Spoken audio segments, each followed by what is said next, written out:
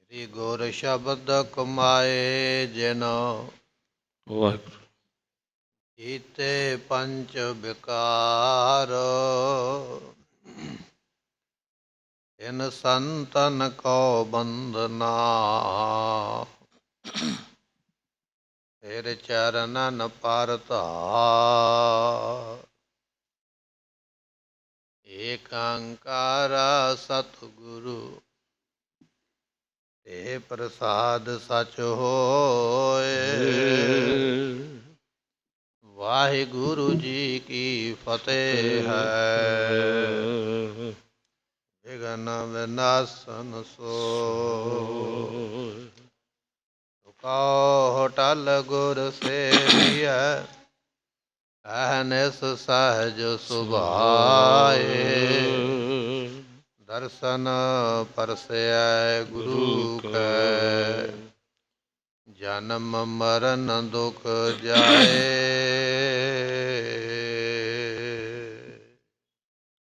ਸ਼੍ਰੀ ਨਾਨਕ ਅੰਗਦ ਅਮਰ ਰਾਮਦਾਸ ਅਰਜਨ, ਹਰ ਗੋਬਿੰਦ ਹਰ ਰਾਏ ਗੁਰ, ਹਰ ਕ੍ਰਿਸ਼ਨ ਭਗਮਨ। ਵਾਹਿਗੁਰੂ ਜੀ ਕਾ ਖਾਲਸਾ, ਵਾਹਿਗੁਰੂ ਜੀ ਕੀ ਫਤਿਹ।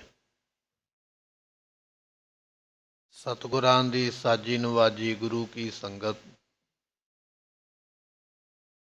ਸੰਧਿਆ ਦੇ ਸੁੰਦਰ ਦੀਵਾਨ ਮਹਾਰਾਜ ਦੀ ਪਵਿੱਤਰ ਪਾਵਨ ਹਜ਼ੂਰੀ ਅੰਦਰ ਸਜ ਰਹੇ ਨੇ। ਗੁਰੂ ਕੀ ਬਾਣੀ ਦੇ ਕੀਰਤਨ ਸਰਵਨ ਕਰਕੇ ਆਪ ਸੰਗਤਾਂ ਨੇ ਆਪਣੇ ਸਮੇਂ ਨੂੰ, ਸਵਾਸਾਂ ਨੂੰ ਸਫਲਾ ਬਣਾਇਆ ਹੈ। ਇਸ ਵੇਲੇ ਆਪਾਂ ਗੁਰੂ ਗੋਬਿੰਦ ਸਿੰਘ ਮਹਾਰਾਜ ਦੇ ਜੀਵਨ ਦੀ ਕਥਾ ਸਰਵਨ ਕਰਨ ਵਾਸਤੇ ਇਕੱਤਰਤ ਹੋਏ ਹਾਂ। ਪਿਛਲੇ ਦੀਵਾਨ ਦੇ ਵਿੱਚ ਆਪਾਂ ਇਹ ਬਚਨ ਸਰਵਨ ਕਰ ਰਹੇ ਸੀ ਕਿ ਕਿਵੇਂ ਕਵੀ ਲੋਕ ਮਹਾਰਾਜ ਦੇ ਕੋਲ ਆਉਂਦੇ, ਬੜੇ ਬੜੇ ਵਿਦਵਾਨ ਪੰਡਤ ਜਿਹੜੇ ਨੇ ਉਹ ਵੀ ਮਹਾਰਾਜ ਕੋਲ ਆਉਂਦੇ, ਸਤਿਗੁਰਾਂ ਦੀ ਸ਼ਰਨ ਵਿੱਚ ਆ ਕੇ ਪੈਂਦੇ, ਮਨ ਇੱਛਤ ਫਲ ਪ੍ਰਾਪਤ ਕਰਦੇ। ਇਤਿਹਾਸ ਇਹ ਪ੍ਰਸੰਗ ਆਪਾਂ ਪਿੱਛੇ ਸਰਵਨ ਕਰਿਆ ਏ। ਅੱਜ ਜਿਵੇਂ ਮਹਾਰਾਜ ਕਿਰਪਾ ਕਰਦੇ, ਆਓ ਸਰਵਨ ਕਰੀਏ, ਮਿਲ ਕੇ ਆਖੀਏ ਸਤਿਨਾਮ ਸ੍ਰੀ ਵਾਹਿਗੁਰੂ ਸਾਹਿਬ ਜੀ। ਸ਼੍ਰੀ ਨਾਨਕ ਅੰਗਦ ਅਮਰ ਰਾਮਦਾਸ ਅਰਜਨ। ਭਾਈ ਸੰਤੋਖ ਸਿੰਘ ਜੀ, ਇਹ ਜੋ ਗ੍ਰੰਥ ਆਪਾਂ ਸਰਵਨ ਕਰਨ ਜਾ ਰਹੇ ਹਾਂ, ਚੂੜਾਮਣੀ ਕਵੀ ਭਾਈ ਸੰਤੋਖ ਸਿੰਘ ਜੀਆਂ ਨੇ ਇਹਦਾ ਨਾਮ ਰੱਖਿਆ ਸੂਰਜ ਗ੍ਰੰਥ। ਇਹ ਸੂਰਜ ਦੀਆਂ 12 ਮਹੀਨਿਆਂ ਵਿੱਚ 6 ਰੁੱਤਾਂ ਹੁੰਦੀਆਂ। ਉਹਨਾਂ ਨੇ ਇਤਿਹਾਸ ਵੀ ਆਪਣਾ 6 ਰੁੱਤਾਂ ਵਿੱਚ ਲਿਖਿਆ। 2 ਰੁੱਤਾਂ ਸੰਪੂਰਨ ਹੋ ਗਈਆਂ, ਅੱਜ ਤੀਸਰੀ ਰੁੱਤ ਅੱਗੇ ਚੱਲ ਰਹੀ ਹੈ। ਇਤਿਹਾਸ ਲਿਖਣ ਤੋਂ ਪਹਿਲਾਂ 10 ਗੁਰੂਆਂ ਦੇ ਚਰਨਾਂ 'ਤੇ ਨਮਸਕਾਰ ਕਰਦੇ ਕਹਿਣ ਲੱਗੇ, ਸ੍ਰੀ ਨਾਨਕ ਸ਼੍ਰੋਮਣੀ ਸਤਿਗੁਰੂ ਗੁਰੂ ਨਾਨਕ ਦੇਵ ਪਾਤਸ਼ਾਹ ਜੀ, ਸਾਹਿਬ ਗੁਰੂ ਅੰਗਦ ਦੇਵ ਮਹਾਰਾਜ ਜੀ, ਸਾਹਿਬ ਗੁਰੂ ਅਮਰਦਾਸ ਪਾਤਸ਼ਾਹ, ਸਾਹਿਬ ਗੁਰੂ ਰਾਮਦਾਸ ਸੋਢੀ ਸੁਲਤਾਨ ਅਤੇ ਸਾਹਿਬ ਗੁਰੂ ਅਰਜਨ ਦੇਵ ਮਹਾਰਾਜ ਜੋ ਗੁਰੂ ਸਾਹਿਬਾਨ ਹਨ। ਹਰ ਗੋਬਿੰਦ ਹਰ ਰਾਏ ਗੁਰ, ਹਰ ਕ੍ਰਿਸ਼ਨ ਭਗਮਨ। 6ਵੇਂ ਗੁਰੂ ਗੁਰੂ ਹਰਗੋਬਿੰਦ ਮਹਾਰਾਜ ਜੀ, 7ਵੇਂ ਗੁਰੂ ਗੁਰੂ ਹਰ ਰਾਏ ਪਾਤਸ਼ਾਹ, 8ਵੇਂ ਗੁਰੂ ਗੁਰੂ ਹਰਕ੍ਰਿਸ਼ਨ ਮਹਾਰਾਜ ਸਾਹਿਬ ਜੀ। ਮੈਂ ਸਾਰਿਆਂ ਗੁਰਾਂ ਦੇ ਚਰਨਾਂ ਨੂੰ ਮਨਾ ਕੇ ਨਮਸਕਾਰ ਕਰਦਾ ਹਾਂ। ਤੇਗ ਬਹਾਦਰ ਦਸਮ ਗੁਰ, ਸਭ ਕੇ ਚਰਨ ਮਨਾਏ। 9ਵੇਂ ਗੁਰੂ ਨੇ ਗੁਰੂ ਤੇਗ ਬਹਾਦਰ ਪਾਤਸ਼ਾਹ, 10ਵੇਂ ਗੁਰੂ ਨੇ ਗੁਰੂ ਗੋਬਿੰਦ ਸਿੰਘ ਮਹਾਰਾਜ ਜੀ। ਮੈਂ 10 ਗੁਰੂਆਂ ਦੇ ਚਰਨਾਂ ਨੂੰ ਮਨਾ ਕੇ, ਮੱਥਾ ਟੇਕ ਕੇ, ਨਮਸਕਾਰ ਕਰਕੇ, ਰੁੱਤ ਬਰਨਵਾ ਤੀਸਰੀ, ਜਿਮ ਦੇਵੀ ਬਿਦਤਾਏ। ਮੈਂ ਹੁਣ ਤੀਜੀ ਰੁੱਤ ਇੱਥੇ ਲਿਖਾਂਗਾ। 2 ਰੁੱਤਾਂ ਇਤਿਹਾਸ ਵਿੱਚ ਪੂਰੀਆਂ ਹੋ ਗਈਆਂ, ਹੁਣ ਤੀਜੀ ਰੁੱਤ ਲਿਖਾਂਗਾ। ਇਹਦੇ ਵਿੱਚ ਅਸੀਂ ਤੁਹਾਨੂੰ ਇਤਿਹਾਸ ਇਹ ਸੁਣਾਵਾਂਗੇ ਵੀ ਮਹਾਰਾਜ ਨੇ ਦੇਵੀ ਨੂੰ ਕਿਵੇਂ ਪ੍ਰਗਟ ਕੀਤਾ। ਲੋਕ ਆਖਦੇ ਨਾ ਵੀ ਦੇਵੀ ਦੀ ਪੂਜਾ ਕੀਤੀ, ਮਹਾਰਾਜ ਨੇ ਦੇਵੀ ਨੂੰ ਮਨਾਇਆ, ਉਹਦੇ ਕੋਲੋਂ ਸ਼ਕਤੀਆਂ ਲਈਆਂ ਤਾਂ ਜੰਗ ਲੜੇ। ਇਹ ਗੱਲਾਂ ਜਿਹੜੇ ਸੰਸਾਰੀ ਲੋਕ ਕਰਦੇ ਨਾ, ਕੱਚੇ ਲੋਕ ਕਰਦੇ, ਕਹਿਣ ਲੱਗੇ ਵੀ ਉਹ ਇਤਿਹਾਸ ਇੱਥੇ ਤੁਹਾਨੂੰ ਸਰਵਣ ਕਰਵਾਉਣੇ ਆ ਵੀ ਅਸਲ ਵਿੱਚ ਉਹ ਵਾਰਤਾ ਹੋਈ ਕੀ ਹੈ। ਉਹ ਇਤਿਹਾਸ ਆਪ ਸੰਗਤਾਂ ਨੂੰ ਸਰਵਣ ਕਰਵਾਵਾਂਗੇ। ਦਿਜ ਖੋਜਨ ਹਿਤ ਸਤਿਗੁਰੂ ਚਿਤਵਿਤ ਅਨ ਕਿਉ ਪਾਏ। ਸਤਿਗੁਰੂ ਪਾਤਸ਼ਾਹ ਮਹਾਰਾਜ ਦੇ ਕੋਲ ਨਾ ਬੜੇ ਬੜੇ ਗੁਰਮੁਖੋ ਵਿਦਵਾਨ ਪੰਡਤ ਆਉਣ ਲੱਗ ਪਏ। ਮਹਾਰਾਜ ਨੂੰ ਦੱਸਦੇ, ਮਹਾਰਾਜ ਫਲਾਣਾ ਜੱਗ ਕਰੀਏ ਉਹਦੇ ਵਿੱਚੋਂ ਇਹ ਮਿਲਦਾ, ਫਲਾਣਾ ਕੰਮ ਕਰੀਏ ਉਹਦੇ ਵਿੱਚੋਂ ਇਹ ਮਿਲ ਜਾਂਦਾ। ਉਸ ਵੇਲੇ ਇਹਨਾਂ ਵਿਦਵਾਨਾਂ ਦਾ ਜਾਂ ਆਪਾਂ ਕਹਿ ਲਈਏ ਪੰਡਤਾਂ ਦਾ ਬੜਾ ਪ੍ਰਭਾਵ ਹੈ ਲੋਕਾਂ ਦੇ ਉੱਪਰ, ਤੇ ਲੋਕ ਮੰਨਦੇ ਵੀ, ਅੱਜ ਵੀ ਵੈਸੇ ਮੰਨਦੇ ਬਹੁਤੇ ਲੋਕ। ਹੁਣ ਸਤਿਗੁਰੂ ਚਾਹੁੰਦੇ ਨੇ ਵੀ ਆਪਣੇ ਸਿੱਖਾਂ ਨੂੰ ਅਸਲੀਅਤ ਦਿਖਾਈਏ ਵੀ ਅਸਲੀ ਕੀ ਹੈ ਔਰ ਵਿਖਾਵਾ ਕੀ ਹੈ। ਅਸਲੀ ਤੇ ਵਿਖਾਵਾ ਵਿਖਾਉਣ ਵਾਸਤੇ ਸਾਰਾ ਉਹ ਕੰਮ ਕਰਨਾ ਪਵੇਗਾ ਤੇ ਫਿਰ ਉਹਦਾ ਸਿੱਟਾ ਕੱਢ ਕੇ ਵਿਖਾਉਣਾ ਪਵੇਗਾ। ਮਹਾਰਾਜ ਦੇ ਕੋਲ ਕਈ ਵਿਦਵਾਨ ਆਏ, ਮਹਾਰਾਜ ਫਲਾਣਾ ਜੱਗ ਕਰੋਗੇ ਨਾ ਤੁਹਾਨੂੰ ਇਹ ਸ਼ਕਤੀ ਮਿਲ ਜਾਏਗੀ, ਫਲਾਣਾ ਜੱਗ ਕਰੋਗੇ ਨਾ ਇਹ ਵਰ ਮਿਲ ਜਾਏਗਾ। ਹੁਣ ਸਤਿਗੁਰੂ ਜਾਣਦੇ ਤੇ ਸਾਰਾ ਕੁਝ ਹੈ, ਪਰ ਆਪਣੇ ਸਿੱਖਾਂ ਨੂੰ ਆਇਨਾ ਦਿਖਾਉਣ ਵਾਸਤੇ, ਸੀਸਾ ਦਿਖਾਉਣ ਵਾਸਤੇ ਕਹਿਣ ਲੱਗੇ, ਠੀਕ ਹੈ ਭਾਈ, ਜੇ ਜੱਗ ਕੀਤਿਆਂ ਸ਼ਕਤੀ ਮਿਲਦੀ ਤੇ ਕੀ ਚਾਹੀਦਾ, ਲਿਆਓ ਕੋਈ ਫਿਰ ਸਿਆਣਾ ਜਿਹਾ ਪੰਡਤ ਵਿਦਵਾਨ ਲੈ ਕੇ ਆਓ, ਜਿਹੜਾ ਬੜੇ ਮੰਤਰਾਂ ਨੂੰ ਜਾਣਦਾ ਹੋਵੇ, ਜਿਹਨੇ ਬੜੇ ਜੱਗ ਕੀਤੇ ਹੋਣ। ਲਿਆਓ ਫਿਰ ਇਹੋ ਜਿਹਾ ਲੱਭ ਕੇ, ਆਪਾਂ ਵੀ ਜੱਗ ਕਰਵਾ ਕੇ ਦੇਖੀਏ ਕਿ ਵਾਕਿਆ ਹੀ ਗੱਲ ਝੂਠੀ ਕਿ ਸੱਚੀ ਹੈ। ਮਕ ਮਿਸ ਕਰ ਬਹੁ ਦੇਸ਼ ਤੇ ਲੀਨੇ ਬ੍ਰਿੰਦ ਬੁਲਾਏ। ਸਲਾਹ ਕਰਕੇ ਮਹਾਰਾਜ ਕਹਿਣ ਲੱਗੇ, ਕਈ ਤਰ੍ਹਾਂ ਦੇ ਵਿਦਵਾਨ ਸੱਦੋ, ਪੰਡਤ ਮੰਤਰ ਪੜ੍ਹਨ ਵਾਲੇ, ਉਹਨਾਂ ਵਿੱਚੋਂ ਫਿਰ ਚੁਣਿਆ ਜਾਏਗਾ ਜਿਹੜਾ ਸਭ ਤੋਂ ਸਿਆਣਾ ਹੋਵੇਗਾ ਨਾ, ਜਿਹੜਾ ਪੂਰਾ ਪੂਰਾ ਦਾਅਵਾ ਕਰੇਗਾ ਨਾ ਵੀ ਹਾਂ ਮੈਂ ਤੁਹਾਡੇ ਕੰਮ ਦੇ ਵਿੱਚ ਪੂਰਾ ਪੂਰਾ ਸਹਿਯੋਗ ਦੇ ਕੇ ਤੁਹਾਨੂੰ ਸਫਲਤਾ ਦਿਵਾਵਾਂਗਾ। ਬਾਕੀਆਂ ਨੂੰ ਪਿੱਛੇ ਕਰ ਦਿੱਤਾ ਜਾਵੇਗਾ, ਉਹਨਾਂ ਬਹੁਤਿਆਂ ਵਿੱਚੋਂ ਇੱਕ ਚੁਣ ਲਿਆ ਜਾਏਗਾ। ਇਹ ਚੁਣਨ ਹਿਤ ਮਹਾਰਾਜ ਦੀਆਂ ਨੇ ਬਹੁਤੇ ਵਿਦਵਾਨ ਜਿਹੜੇ ਨੇ ਆਪਣੇ ਕੋਲ ਬੁਲਾਏ ਹਨ। ਟੋਟ ਕਿਸ਼ੰਦ ਤਨ ਦੇਹ ਘਨੂ ਸਭ ਸੰਗ ਭਨਿਓ। ਅਤੇ ਸਾਰਿਆਂ ਨੂੰ ਇਹ ਗੱਲ ਆਖੀ, ਜਿਹੜਾ ਸਾਡੇ ਕੋਲ ਆਵੇਗਾ ਭਾਵੇਂ ਅਸੀਂ ਉਹਦੇ ਕੋਲੋਂ ਜੱਗ ਕਰਵਾਈਏ ਭਾਵੇਂ ਨਾ ਕਰਵਾਈਏ, ਉਹਦੇ ਆਉਣ ਜਾਣ ਦਾ ਖਰਚਾ ਵੀ ਦੇਵਾਂਗੇ, ਉਹਦਾ ਮਾਣ ਸਨਮਾਨ ਵੀ ਕਰਾਂਗੇ। ਸਤਿਗੁਰੂ ਪਾਤਸ਼ਾਹ ਮਹਾਰਾਜ ਦੇ ਕੋਲ ਨਾ ਇੱਕ ਢਾਕੇ ਦਾ ਮਸੰਦ ਹੈ। 10ਵੇਂ ਪਾਤਸ਼ਾਹ ਦੀ ਉਮਰਾ ਛੋਟੀ ਹੈ। ਇੱਥੋਂ ਦੇ ਮਸੰਦ ਨੇ ਇੱਕ ਪਾਲਕੀ ਮਹਾਰਾਜ ਨੂੰ ਭੇਟ ਕੀਤੀ। ਮਹਾਰਾਜ ਕਿਹੋ ਜਿਹਾ ਕੌਤਾ ਕਰਦੇ। ਪਾਲਕੀ ਭੇਟ ਕੀਤੀ ਸੰਗਤ ਦੇ ਪੈਸੇ ਨਾਲ, ਬਹੁਤੀ ਮਾਇਆ ਇਕੱਠੀ ਕਰ ਲਈ ਸੰਗਤ ਕੋਲੋਂ ਤੇ ਪਾਲਕੀ ਬਣਾ ਕੇ ਮਹਾਰਾਜ ਨੂੰ ਦਿੱਤੀ। ਸੰਗਤਾਂ ਬੜੀਆਂ ਖੁਸ਼ ਤੇ ਸਿੱਖ ਵੀ ਬੜੇ ਖੁਸ਼ ਵੀ ਇਹ ਕੈਸਾ, ਇਹ ਵੱਡਾ ਮਸੰਦ ਹੈ ਜਿਹਨੇ ਪਾਲਕੀ ਸੋਨੇ ਦੀ ਬਣਾਈ ਹੈ। ਮਹਾਰਾਜ ਦੀ ਉਮਰਾ ਛੋਟੀ ਹੈ ਪਰ ਹੈਣ ਜਾਣੀ ਜਾਣ। ਜਦੋਂ ਪਾਲਕੀ ਪਹੁੰਚੀ ਨਾ, ਮਹਾਰਾਜ ਨੇ ਬੜੀ ਤਾਰੀਫ ਕੀਤੀ, ਕਹਿਣ ਲੱਗੇ, ਸਿੱਖਾ ਬੜੀ ਸੋਹਣੀ ਬਣਾ ਕੇ ਲਿਆਇਆ। ਉਹ ਜਿਹੜਾ ਮਸੰਦ ਬਣਾ ਕੇ ਲਿਆਇਆ ਨਾ ਠੱਗੀ ਮਾਰ ਕੇ, ਉਹ ਬੜਾ ਖੁਸ਼ ਆ ਵੀ ਮਹਾਰਾਜ ਨੂੰ ਪਤਾ ਹੀ ਨਹੀਂ ਲੱਗਾ। ਸਤਿਗੁਰਾਂ ਨੇ ਨਾਲ ਹੀ ਹੁਕਮ ਸੁਣਾਇਆ, ਕਹਿਣ ਲੱਗੇ, ਲੱਕੜਾਂ ਇਕੱਠੀਆਂ ਕਰਕੇ ਉੱਪਰ ਇਹਨੂੰ ਰੱਖ ਕੇ ਪਾਲਕੀ ਨੂੰ ਅੱਗ ਲਾ ਦਿਓ। ਸਾਰੇ ਹੈਰਾਨ ਹੋ ਗਏ, ਮਹਾਰਾਜ ਇੰਨੀ ਮਹਿੰਗੀ ਪਾਲਕੀ, ਇੰਨਾ ਸੋਨਾ। ਉਹਨੇ ਪੂਰੀਆਂ ਪਰਚੀਆਂ ਲਿਆ ਕੇ ਦਿੱਤੀਆਂ, ਵੇਖੋ ਫਲਾਣੇ ਸੁਨਿਆਰੇ ਤੋਂ ਇੰਨਾ ਖਰੀਦਿਆ, ਫਲਾਣੇ ਤੋਂ ਇੰਨਾ ਖਰੀਦਿਆ। ਮਹਾਰਾਜ ਇੰਨੇ ਤੋਲੇ ਲੱਗ ਗਿਆ ਸੋਨਾ, ਇੰਨੇ ਕਿਲੋ ਲੱਗ ਗਿਆ। ਸਤਿਗੁਰੂ ਕਹਿਣ ਲੱਗੇ, ਕੋਈ ਗੱਲ ਨਹੀਂ। ਕਹਿਣ ਲੱਗੇ, ਪਾਲਕੀ ਸਾੜ ਦਿਓ। ਪਾਲਕੀ ਸਾੜੀ ਤੇ ਸਾੜਨ ਤੋਂ ਮਗਰੋਂ ਕਹਿਣ ਲੱਗੇ, ਫਰੋਲੋ ਇਹਦੀ ਰਾਖ ਤੇ ਲੱਭੋ ਕਿੰਨਾ ਕੁ ਸੋਨਾ। ਤੇ ਗੁਰਮੁਖੋ ਜਦੋਂ ਲੱਭਿਆ ਨਾ ਤੇ ਕੁਝ ਤੋਲੇ, 5-7 ਤੋਲੇ ਹੀ ਨਿਕਲਿਆ ਸੋਨਾ। ਬਾਕੀ ਸਾਰਾ ਉਸਨੇ ਮਿਲਾਵਟ ਕਰ ਕਰਕੇ ਵਿੱਚ ਤਾਂਬਾ ਪਾ ਪਾ ਕੇ, ਕਹਿ ਪਿੱਤਲ ਪਾ ਪਾ ਕੇ ਲਿਸ਼ਕ ਬਣਾਤੀ ਸੋਨੇ ਵਰਗੀ, ਪਰ ਹੈ ਸੋਨਾ ਨਹੀਂ, ਦੂਜੀਆਂ ਧਾਤਾਂ ਨੇ। ਸਤਿਗੁਰਾਂ ਨੇ ਸਾਹਮਣੇ ਕਰਕੇ ਵਿਖਾਇਆ, ਕਹਿਣ ਲੱਗੇ, ਅਸਲੀ ਕਰਤੂਤ ਇਹ ਹੈ, ਪਾਲਕੀ ਨੂੰ ਇੰਨਾ ਲੱਗਾ ਨਹੀਂ ਜਿੰਨਾ ਵਿਖਾਇਆ। ਤੇ ਸਤਿਗੁਰੂ ਪਾਤਸ਼ਾਹ ਨੇ ਫਿਰ ਡਾਟਿਆ ਉਸ ਮਸੰਦ ਨੂੰ, ਸੰਗਤ ਨੂੰ ਦੱਸਿਆ ਵੀ ਸੰਗਤ ਜੀ ਇਹ ਹੇਰਾਫੇਰੀ ਕੀਤੀ ਹੈ। ਇਹ ਵਿਦਵਾਨ ਪੰਡਤ ਕਹਿੰਦੇ ਸਨ ਵੀ ਸਾਡੇ ਕੋਲ ਬੜੇ ਮੰਤਰ ਨੇ, ਅਸੀਂ ਮੰਤਰ ਪੜਾਂਗੇ, ਦੇਵੀ ਪ੍ਰਗਟ ਹੋਵੇਗੀ, ਤੁਹਾਨੂੰ ਸ਼ਕਤੀ ਦੇਵੇਗੀ, ਕਰਨ ਦੀ ਕੁਝ ਲੋੜ ਨਹੀਂ, ਮੰਜੇ ਤੇ ਬੈਠੇ ਰਹੋ, ਸਭ ਕੁਝ ਆਪੇ ਹੀ ਹੁੰਦਾ ਜਾਏਗਾ। ਮਹਾਰਾਜ ਕਹਿਣ ਲੱਗੇ, ਚਲੋ ਕੋਈ ਗੱਲ ਨਹੀਂ, ਤੁਹਾਨੂੰ ਵੀ ਪਰਖ ਲੈਂਦੇ। ਪਰਖ ਕਰਨੀ ਮਹਾਰਾਜ ਨੂੰ ਬੜੀ ਡਾਢੀ ਆਉਂਦੀ ਹੈ। ਕਹਿਣ ਲੱਗੇ ਬੁਲਾਓ ਪੰਡਤਾਂ ਨੂੰ, ਵਿਦਵਾਨਾਂ ਨੂੰ ਬਣਾਓ, ਜੱਗ ਕਰਨ ਕਰਾਉਣ ਵਾਲਿਆਂ ਨੂੰ, ਨਾਲ ਇਹ ਵੀ ਸੁਨੇਹਾ ਦੇ ਦਿਓ ਜਿੰਨਾ ਆਉਣ ਜਾਣ ਦਾ ਖਰਚਾ ਲੱਗੇਗਾ ਅਸੀਂ ਦੇਵਾਂਗੇ ਔਰ ਤੁਹਾਡਾ ਮਾਣ ਸਨਮਾਨ ਵੀ ਕਰਾਂਗੇ। ਇਸ ਤਰ੍ਹਾਂ ਆਪਣੇ ਕੋਲ ਬੁਲਾਏ ਹਨ। ਦੇਸ਼ ਵਿਦੇਸ਼ ਮਝਾਰ ਸੁਨਿਓ। ਤੇ ਮਹਾਰਾਜ ਦਾ ਹੁਕਮ ਨਾ ਦੇਸ਼ ਵਿੱਚ ਵਿਦੇਸ਼ ਵਿੱਚ, ਦੂਰ ਤੇ ਨੇੜੇ, ਦੂਰ ਦੂਰ ਤੱਕ ਹੁਕਮ ਫੈਲ ਗਿਆ। ਉਸੇ ਵੇਲੇ ਸੁਨੇਹੇ ਪਹੁੰਚ ਗਏ ਹਨ।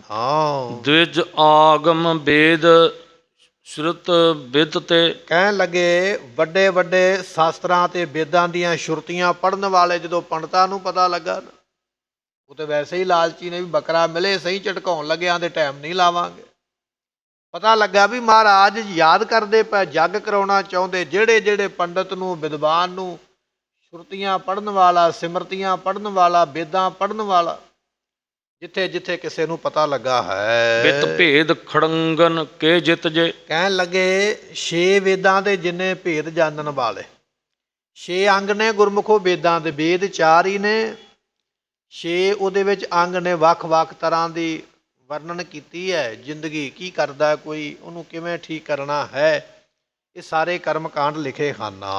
ਸਭ ਵੇਦ ਸੁਮੰਤਰਨ ਗਿਆਤ ਧਰੈ। ਜਿਹੜੇ ਵੇਦਾਂ ਦੇ ਮੰਤਰਾਂ ਦਾ ਗਿਆਨ ਰੱਖਦੇ ਸਨ, ਅਨਾੜੀ ਨਹੀਂ ਸੱਦੇ, ਪੂਰੇ ਪੂਰੇ ਮਾਸਟਰ ਬੰਦੇ ਜਿਹੜੇ ਪੂਰਾ ਪੂਰਾ ਜਾਣਦੇ ਨੇ। ਇਹ ਨਹੀਂ ਵੀ ਕੱਚੇ ਪਿੱਲੇ ਸੁਣੇ ਸੁਣਾਏ ਨਹੀਂ, ਜਿਹੜੇ ਵੇਦਾਂ ਨੂੰ ਪੜ੍ਹਨਾ ਜਾਣਦੇ ਨੇ, ਵੇਦਾਂ ਦੇ ਕਰਮ ਕਾਂਡ ਨੂੰ ਜਾਣਦੇ ਨੇ, ਜਿਨ੍ਹਾਂ ਨੂੰ ਮੰਤਰ ਜ਼ੁਬਾਨੀ ਯਾਦ ਨੇ, ਜਿਨ੍ਹਾਂ ਨੇ ਕਈ ਅੱਗੇ ਇਹੋ ਜਿਹੇ ਹਵਨ ਜੱਗ ਕੀਤੇ, ਇਹੋ ਜਿਹੇ ਪੜ੍ਹੇ ਹੋਏ ਵਿਦਵਾਨ ਪੰਡਤ ਮਹਾਰਾਜ ਨੇ ਬੁਲਾ ਲਏ ਹਨ। ਜਿਨ ਕੋ ਪਠ ਦੇਵ ਪ੍ਰਸੰਨ ਕਰੈ। ਕਹਿਣ ਲੱਗੇ ਇਹਨਾਂ ਦੇ ਮੂੰਹੋਂ ਪਾਠ ਸੁਣ ਕੇ ਦੇਵਤੇ ਵੀ ਪ੍ਰਸੰਨ ਹੁੰਦੇ। ਐਸੇ ਐਸੇ ਵੱਡੇ ਵਿਦਵਾਨ ਮਹਾਰਾਜ ਨੇ ਬੁਲਾਏ ਪੰਡਤ, ਜਿਹੜੇ ਬੜੀਆਂ ਸੋਹਣੀਆਂ ਸੁਰਤੀਆਂ ਪੜ੍ਹਦੇ।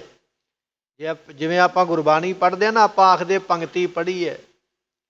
ਜਿਹੜਾ ਵੇਦ ਦੀ ਪੰਕਤੀ ਪੜ੍ਹਦਾ ਉਹਨੂੰ ਕਹਿੰਦੇ ਸ਼ੁਰਤੀ ਪੜ੍ਹੀ ਹੈ। ਵੇਦਾਂ ਦੀਆਂ ਪੰਕਤੀਆਂ ਨੂੰ ਸ਼ੁਰਤੀ ਆਖਿਆ ਜਾਂਦਾ ਹੈ। ਜਿਹੜੀ ਬੜੀ ਬੜੀ ਮਿੱਠੀ ਆਵਾਜ਼ ਦੇ ਵਿੱਚ ਸ਼ੁਰਤੀਆਂ ਪੜ੍ਹਦੇ ਸਨ ਤੇ ਸੁਣਨ ਵਾਲਾ ਖੜ ਜਾਂਦਾ ਸੀ। ਐਸੀ ਸੋਹਣੀ ਆਵਾਜ਼ ਵਾਲੇ, ਐਸੇ ਸੋਹਣੇ ਵੇਦਾਂ ਨੂੰ ਪੜ੍ਹਨ ਵਾਲੇ ਬੁਲਾਏ ਹਨ। ਹਵਨਾ ਦੇ ਰੀਤ ਪਛਾਨਤ ਹੈ। ਜਿਹੜੇ ਹਵਨ ਕਰਨ ਦੀ ਰੀਤੀ ਵੀ ਜਾਣਦੇ, ਵੀ ਹਵਨ ਕਿਵੇਂ ਕਰਨਾ, ਅੱਗ ਕਿਵੇਂ ਬਾਲਣੀ ਹੈ, ਸਮੱਗਰੀ ਕਿਵੇਂ ਪਾਉਣੀ ਹੈ, ਮੰਤਰ ਕਿਹੜਾ ਪੜ੍ਹਨਾ, ਫੁੱਲ ਕਿਹੜੇ ਰੰਗ ਦਾ ਪਾਉਣਾ, ਇਹ ਸਮੱਗਰੀ ਕਿਹੜੀ ਕਿਹੜੀ ਪਾਉਣੀ ਹੈ, ਜਿਹੜੀ ਪੂਰਾ ਪੂਰਾ ਤਰੀਕਾ ਜਾਣਦਾ।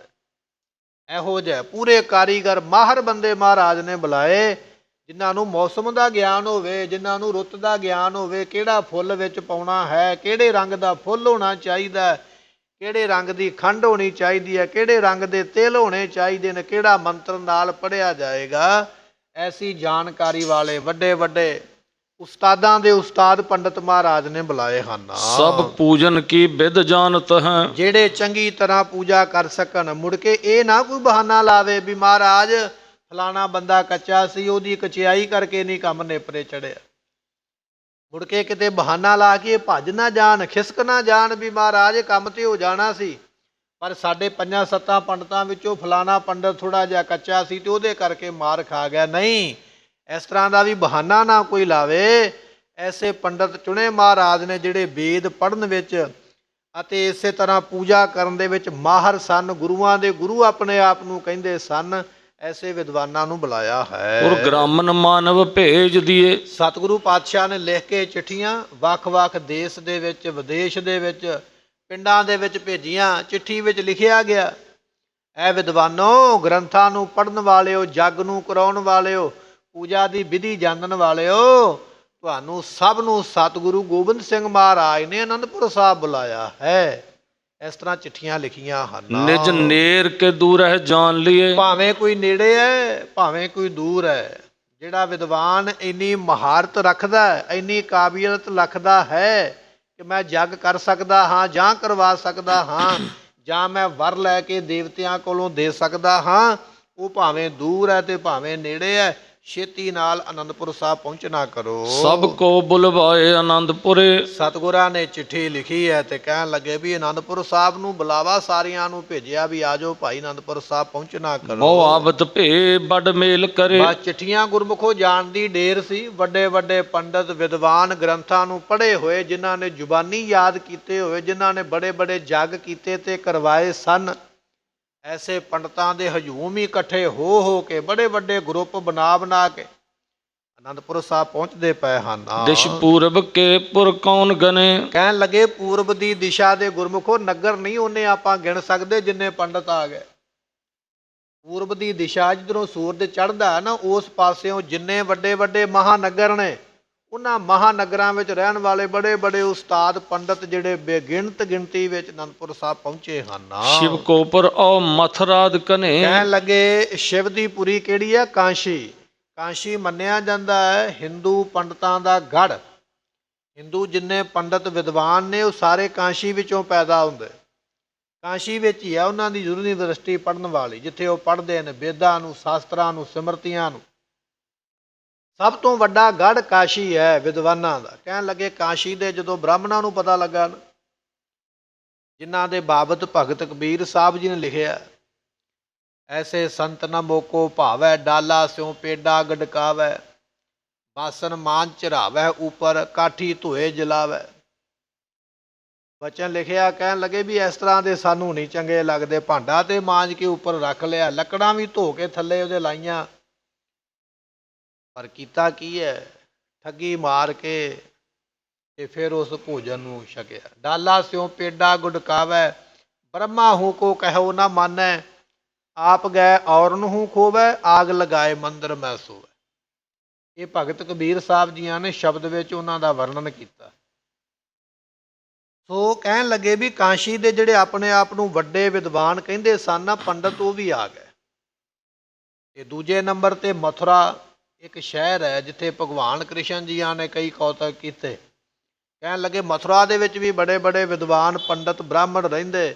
ਜਦੋਂ ਉਹਨਾਂ ਨੂੰ ਸੁਨੇਹਾ ਮਿਲਿਆ ਨਾ ਵੀ ਗੁਰੂ ਗੋਬਿੰਦ ਸਿੰਘ ਪਾਤਸ਼ਾਹ ਬੜਾ ਬੜਾ ਇਨਾਮ ਦਿੰਦੇ ਨੇ, ਤੇ ਯਾਦ ਕਰਦੇ ਪਏ। ਕਹਿਣ ਲੱਗੇ ਉੱਥੋਂ ਦੇ ਵੀ ਵਿਦਵਾਨ ਜਿਹੜੇ ਸਾਨੂੰ ਵੀ ਆ ਕੇ ਪਹੁੰਚੇ ਹਨ। ਉਹਨੇ ਔਦ ਪ੍ਰਯਾਗ ਦਿੱਲੀ ਜੋ ਭਲੇ। ਕਹਿਣ ਲੱਗੇ ਇਸੇ ਤਰ੍ਹਾਂ ਗੁਰਮੁਖੋ ਔਦ ਤੋਂ ਤੇ ਪ੍ਰਯਾਗਰਾਜ। ਪ੍ਰਯਾਗਰਾਜ ਵੀ ਇੱਕ ਸਥਾਨ ਹੈ ਜਿੱਥੇ ਬਹੁਤ ਵੱਡਾ ਹਿੰਦੂਆਂ ਦਾ ਕਸਬਾ ਕਹਿ ਸਕਦੇ ਹਾਂ, ਜਾਂ ਉੱਥੇ ਬਹੁਤੇ ਪੰਡਤ ਵਿਦਵਾਨ ਕਹਿ ਸਕਦੇ, ਉੱਥੋਂ ਵੀ ਚੱਲੇ। ਅਤੇ ਕੁਝ ਦਿੱਲੀ ਦੇ ਮਹਾਨ ਪੰਡਤ ਜਿਹੜੇ ਸਨ ਵਿਦਵਾਨ, ਉਹ ਵੀ ਚੱਲੇ ਹਨ। ਸੁਣ ਕੈ ਗੁਰ ਕੋ ਮਖ ਆਏ ਚਲੇ। ਜਦੋਂ ਮਹਾਰਾਜ ਜੀ ਦਾ ਮੱਖ ਕਹੀਏ ਜੱਗ, ਮਹਾਰਾਜ ਨੇ ਚਿੱਠੀ ਵਿੱਚ ਲਿਖਿਆ ਸੀ ਜੱਗ ਕਰਾਉਣਾ ਚਾਹੁੰਦੇ ਆ। ਇਹ ਗੱਲ ਕੋਈ ਲੁਕੀ ਛੁਪੀ ਨਹੀਂ ਹੈ, ਕੋਈ ਗੱਲ ਨੂੰ ਘੁਮਾ ਕੇ ਜਾਂ ਛੁਪਾ ਕੇ ਨਹੀਂ ਕਵੇਗਾ, ਬਿਲਕੁਲ ਖਰੀ ਗੱਲ ਹੈ। ਮਹਾਰਾਜ ਨੇ ਚਿੱਠੀ ਵਿੱਚ ਲਿਖਿਆ, ਪੰਡਤੋ ਵਿਦਵਾਨੋ ਅਸੀਂ ਜੱਗ ਕਰਾਉਣਾ ਚਾਹੁੰਦੇ ਹਾਂ। ਜਿਹੜਾ ਬੰਦਾ ਜੱਗ ਦੀ ਮੁਹਾਰਤ ਰੱਖਦਾ, ਜੱਗ ਕਰਨ ਦੀ ਸਾਡੇ ਕੋਲ ਪਹੁੰਚਣਾ ਕਰੇ। ਕਸ਼ਮੀਰ ਲਾਹੌਰ ਜੇ ਔਰ ਕਨੇ। ਗੁਰਮੁਖੋ ਜਿਹੜੇ ਕਸ਼ਮੀਰ ਵਿੱਚ ਰਹਿੰਦੇ ਸਨ ਨਾ ਵੱਡੇ ਵੱਡੇ ਪੰਡਤ, ਆਪਾਂ ਇਤਿਹਾਸ ਵਿੱਚ ਬਚਨ ਸਰਵਣ ਕੀਤਾ ਨਾ, ਜਦੋਂ ਔਰੰਗਜ਼ੇਬ ਨੇ ਹੁਕਮ ਕੀਤਾ ਵੀ ਹਿੰਦੂ ਕੋਈ ਨਹੀਂ ਰਹਿਣ ਦੇਣਾ, ਖਤਮ ਕਰ ਦਿਓ, ਤੇ ਸਭ ਤੋਂ ਵੱਡਾ ਹਾ ਦਾ ਨਾਅਰਾ ਜਿਹੜਾ ਸੀ ਉਹ ਕਸ਼ਮੀਰ ਦੇ ਪੰਡਤਾਂ ਨੇ ਮਾਰਿਆ ਸੀ। ਪੰਡਤ ਕਿਰਪਾ ਰਾਮ ਜਿਹੜਾ ਸੀ ਨਾ, ਉਹਦੀ ਅਗਵਾਈ ਦੇ ਵਿੱਚ ਬੜੇ ਬੜੇ ਵੱਡੇ ਪੰਡਤਾਂ ਨੇ ਅਮਰਨਾਥ ਗੁਫਾ ਤੇ ਜਾ ਕੇ ਬੜਾ ਤਪ ਕੀਤਾ, ਜਪ ਕੀਤਾ, ਬੜੇ ਮੰਤਰ ਪੜ੍ਹੇ। ਉੱਥੋਂ ਫਿਰ ਇੱਕ ਚਿੱਠੀ ਮਿਲੀ ਹੈ, ਉਹਦੇ ਤੇ ਲਿਖਿਆ ਵੀ ਗੁਰੂ ਤੇਗ ਬਹਾਦਰ ਪਾਤਸ਼ਾਹ ਦੀ ਸ਼ਰਨ ਵਿੱਚ ਜਾਓ, ਤੁਹਾਡਾ ਧਰਮ ਬਚੇਗਾ। ਐਸੇ ਵਿਦਵਾਨ ਪੰਡਤ ਕਸ਼ਮੀਰ ਵਿੱਚ ਰਹਿੰਦੇ ਜਿਹੜੇ ਗੁਰੂ ਤੇਗ ਬਹਾਦਰ ਪਾਤਸ਼ਾਹ ਦੀ ਸ਼ਰਨ ਵਿੱਚ ਆਏ, ਧਰਮ ਦੀ ਰੱਖਿਆ ਹੋਈ ਹੈ। ਕਹਿਣ ਲੱਗੇ ਅੱਜ ਮਹਾਰਾਜ ਦੀ ਚਿੱਠੀ ਗਈ ਨਾ ਕਸ਼ਮੀਰ ਵਿੱਚ ਵੀ ਜਿਹੜਾ ਵੀ ਵਿਦਵਾਨ ਪੰਡਤ ਜੱਗ ਕਰਨ ਦੀ ਮੁਹਾਰਤ ਰੱਖਦਾ ਹੈ ਸਾਡੇ ਕੋਲ ਪਹੁੰਚੇ। ਕਸ਼ਮੀਰ ਦੇ ਪੰਡਤ ਵੀ ਚੱਲ ਪਏ। ਗੁਰਮੁਖੋ ਲਾਹੌਰ ਜਿਹੜਾ ਰਾਜਧਾਨੀ ਰਹੀ ਹੈ ਖਾਲਸੇ ਦੀ, ਇੱਥੇ ਵੀ ਬੜੇ ਬੜੇ ਵਿਦਵਾਨ ਬੈਠੇ, ਕਿਉਂਕਿ ਇਹ ਲਾਹੌਰ ਸ਼ਹਿਰ ਜਿਹੜਾ ਹੈ ਭਗਵਾਨ ਰਾਮ ਜੀ ਦੇ ਪੁੱਤਰਾਂ ਲਵ ਕੁਸ਼ ਨੇ ਵਸਾਇਆ ਹੋਇਆ। ਲਵ ਤੋਂ ਵਸਿਆ ਲਾਹੌਰ। ਇੱਥੇ ਵੀ ਕਹਿਣ ਲੱਗੇ ਬੜੇ ਬੜੇ ਵਿਦਵਾਨ ਪੰਡਤ, ਗ੍ਰੰਥਾਂ ਦੀ ਜਾਣਕਾਰੀ ਰੱਖਣ ਵਾਲੇ, ਜੱਗ ਕਰਾਉਣ ਵਾਲੇ, ਉਹਨਾਂ ਨੂੰ ਵੀ ਸੁਨੇਹਾ ਦਿੱਤਾ, ਉਹ ਵੀ ਉੱਥੋਂ ਚੱਲ ਕੇ ਆਏ ਹਨ। ਬਹੁਤ ਥਾਵਨ ਕੇ ਨਹਿ ਸੋਏ ਗਨੇ। ਕਹਿਣ ਲੱਗੇ ਪਤਾ ਨਹੀਂ ਕਿੰਨਿਆਂ ਕੁ ਥਾਵਾਂ ਦੇ ਆਏ, ਆਪਾਂ ਤੇ ਉਨੀਆਂ ਥਾਵਾਂ ਹੀ ਨਹੀਂ ਗਿਣ ਸਕਦੇ। ਪੰਡਤਾਂ ਦੀ ਗਿਣਤੀ ਕਰਨੀ ਤੇ ਦੂਰ ਦੀ ਗੱਲ ਹੈ। ਕਾਂਸ਼ੀ ਤੋਂ ਆ ਗਏ ਨੇ, ਮਥੁਰਾ ਤੋਂ ਆ ਗਏ ਨੇ, ਦਿੱਲੀ ਤੋਂ ਆ ਗਏ ਨੇ, ਕਸ਼ਮੀਰ ਤੋਂ ਆ ਗਏ ਨੇ, ਲਾਹੌਰ ਤੋਂ ਆ ਗਏ ਨੇ। ਇਹ ਤੇ ਕੁਝ ਹੀ ਥਾਵਾਂ ਗਿਣੀਆਂ, ਇਹਨਾਂ ਤੋਂ ਬਿਨਾਂ ਹੋਰ ਵੀ ਪਤਾ ਨਹੀਂ ਕਿਹੜੀਆਂ ਕਿਹੜੀਆਂ ਥਾਵਾਂ ਦੇ ਵਿਦਵਾਨ ਪਹੁੰਚੇ ਹਨ। ਬਿਤ ਬੇਦਨ ਕੇ ਦਿਜ ਆਵਤ ਹੈ। ਕਹਿਣ ਲੱਗੇ ਜਿਨ੍ਹਾਂ ਨੂੰ ਵੇਦ ਜ਼ੁਬਾਨੀ ਯਾਦ ਨੇ, ਵੇਦਾਂ ਦੀਆਂ ਸੁਰਤੀਆਂ, ਕਈ ਕਈ ਸ਼ਲੋਕ, ਕਈ ਕਈ ਅੰਗ ਬੈਠਿਆਂ ਹੀ ਪੜ੍ਹਨ ਵਾਲੇ ਅੱਖਾਂ ਬੰਦ ਕਰਕੇ, ਐਸਾ ਇਹਨਾਂ ਨੇ ਵੇਦਾਂ ਦੀ ਵਿਦਿਆ ਨੂੰ ਕਮਾਇਆ। ਕਹਿਣ ਲੱਗੇ ਵੇਦਾਂ ਨੂੰ ਕਮਾਉਣ ਵਾਲੇ, ਪੜ੍ਹਨ ਵਾਲੇ, ਜੱਗ ਕਰਨ ਤੇ ਕਰਾਉਣ ਵਾਲੇ ਬੇਅੰਤ ਪੰਡਤ ਅਨੰਦਪੁਰ ਸਾਹਿਬ ਪਹੁੰਚੇ ਹਨ। ਪੁਰਿਆ ਆਨੰਦ ਮਨ ਹੈ ਪਾਵਤ ਹੈ। ਕਹਿਣ ਲੱਗੇ ਅਨੰਦਪੁਰ ਸਾਹਿਬ ਆ ਕੇ ਤੇ ਸਾਰਿਆਂ ਨੂੰ ਆਨੰਦ ਪ੍ਰਾਪਤ ਹੋਇਆ, ਕਿਉਂਕਿ ਅਨੰਦਪੁਰ ਦਾ ਨਾਮ ਹੀ ਗੁਰਮੁਖੋ ਆਨੰਦਾਂ ਦੀ ਪੁਰੀ ਹੈ, ਆਨੰਦ ਨੂੰ ਦੇਣ ਵਾਲਾ। ਤੇ ਜਦੋਂ ਇਹ ਵਿਦਵਾਨ ਪਹੁੰਚੇ ਨਾ ਅਨੰਦਪੁਰ ਸਾਹਿਬ, ਤੇ ਇੱਥੇ ਪੂਰਾ ਆਦਰ ਸਨਮਾਨ ਮਿਲਿਆ, ਪੂਰਾ ਸਤਿਕਾਰ ਦਿੱਤਾ ਮਹਾਰਾਜ ਨੇ।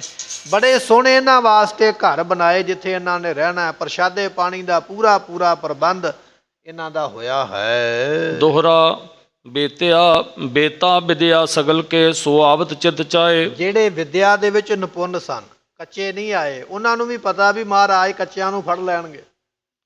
ਅਨੰਦਪੁਰ ਸਾਹਿਬ ਦੇ ਵਿੱਚ ਉਹ ਪੰਡਤ ਪਹੁੰਚੇ ਜਿਹੜੇ ਵਿਦਿਆ ਦੇ ਵਿੱਚ ਨਿਪੁੰਨ ਨੇ, ਜਿਨ੍ਹਾਂ ਨੇ ਵਾਕਿਆ ਹੀ ਵਿਦਿਆ ਨੂੰ ਕਮਾਇਆ ਹੋਇਆ ਹੈ। ਕਦਰਸ਼ਨਾਸੀ ਸਤਿਗੁਰੂ ਦੇਹ ਦਰਬ ਸਮੁਦਾਏ। ਅਤੇ ਇਹ ਜਾਣਦੇ ਨੇ ਕਿ ਸਤਿਗੁਰੂ ਪਾਤਸ਼ਾਹ ਕਦਰ ਕਰਨ ਵਾਲੇ ਨੇ। ਇਹ ਕਦਰ ਦੀ ਗੁਣ ਦੀ ਕਦਰ ਕਰਨਗੇ, ਸਾਡੇ ਗੁਣ ਨੂੰ ਪਛਾਣ ਕੇ ਮਹਾਰਾਜ ਵਾਕਿਆ ਹੀ ਮਾਇਆ ਦੇਣਗੇ। ਇੰਨਾ ਯਕੀਨ ਹੈ ਉਹਨਾਂ ਦੇ ਮਨ ਵਿੱਚ ਕਿ ਮਹਾਰਾਜ ਕਦਰ ਕਰਨ ਵਾਲੇ ਬੰਦੇ ਦੀ ਕਦਰ ਜ਼ਰੂਰ ਕਰਨਗੇ। ਜਿਹੜਾ ਵਾਕਿਆ ਹੀ ਗੁਣਾਂ ਦਾ ਮਾਲਕ ਹੋਵੇਗਾ ਉਹ ਝੋਲੀਆਂ ਭਰ ਕੇ ਹੀ ਲੈ ਕੇ ਆਵੇਗਾ। ਕਿਉਂਕਿ ਸਤਿਗੁਰੂ ਪਹਿਲਾਂ ਕਵੀਆਂ ਨੂੰ ਬੜਾ ਬੜਾ ਇਨਾਮ ਦਿੰਦੇ ਨਾ। ਜਿਹੜਾ ਕਵੀ ਸੋਹਣੀ ਕਵਿਤਾ ਸੁਣਾਉਂਦਾ ਮਹਾਰਾਜ ਬੇਸ਼ੁਮਾਰ ਧਨ ਉਹਨੂੰ ਦਿੰਦੇ।